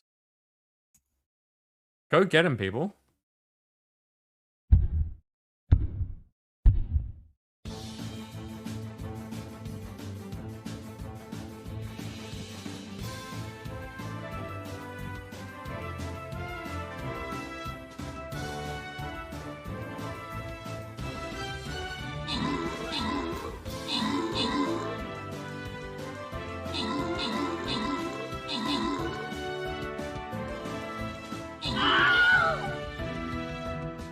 Yeah, these guys throw bombs so quickly.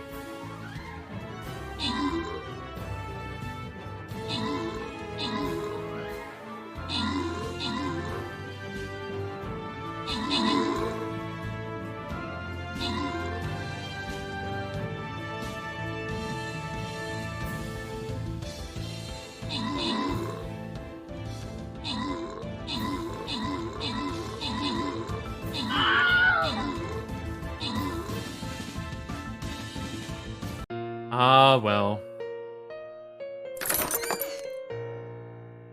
These things happen. As I said, we will continue this next time, being in 2 days' time around, what, 2 hours? Bit over 2 hours before now, where we will be starting out our new playthrough. Of what you're asking? I don't know. I haven't looked at the poll yet. Last time I looked, there was a 6-way tie between games that are on the poll. So, yeah. It's probably going to be up to me to decide something. I don't want to say that what that is at the moment because that might influence people's voting. What's the plan? What is the plan? Tomorrow, there is nothing on tomorrow. I may be spending time in Discord. I do that from time to time. Just playing things and hanging out and chatting with people, which, you know, for a long weekend is not a bad thing to be doing. But I will be back, as I said, on Sunday, where we will be starting something new. Doing more stream raiders, that sort of thing. But for now, we're going to go raid Dark Wolf. So I'm going to put you all on the ending screen while I set that up. It has been a fun night. I very much enjoyed all the chat earlier and this game. I think I'll be playing more of this game.